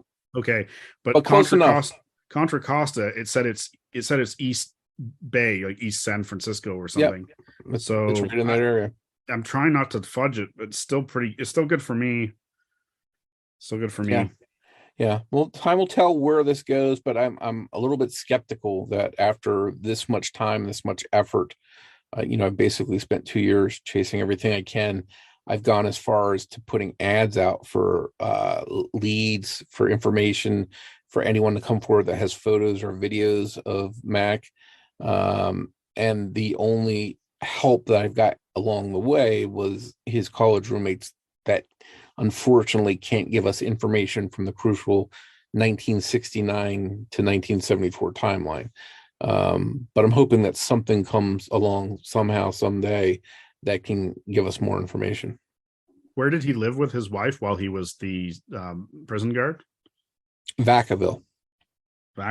Where the... Well, so let me rephrase that. So he lived with his parents up until when he got married. So I think that was 1971 to 1973. Mm-hmm.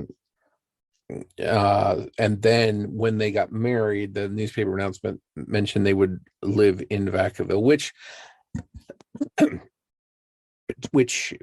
on its own is interesting, because it just so happened, and could be total coincidence, I don't know, but he wound up moving to a home in Vacaville that was 300 feet away from someone who had gotten a letter in Vallejo years earlier from someone claiming to be Zodiac. So he wound up living in Vacaville 300 feet from these people. Did he work at the Vacaville prison?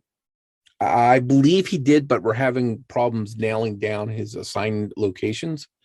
I do know where he was at later in his career. I don't know the stops he made at different prisons early in his career, but I believe he was at Vacaville. I know he had a family connection in Vacaville that got him sort of the job in the prison system. Because Kemper was in Vacaville. So can you imagine if Kemper was being guarded by the Zodiac? How crazy would that be? And Charles Manson was there too, wasn't he? He was in Vacaville. Wow. Yeah. Yeah, right there. That is the book and the movie. That's the major selling point. Insane.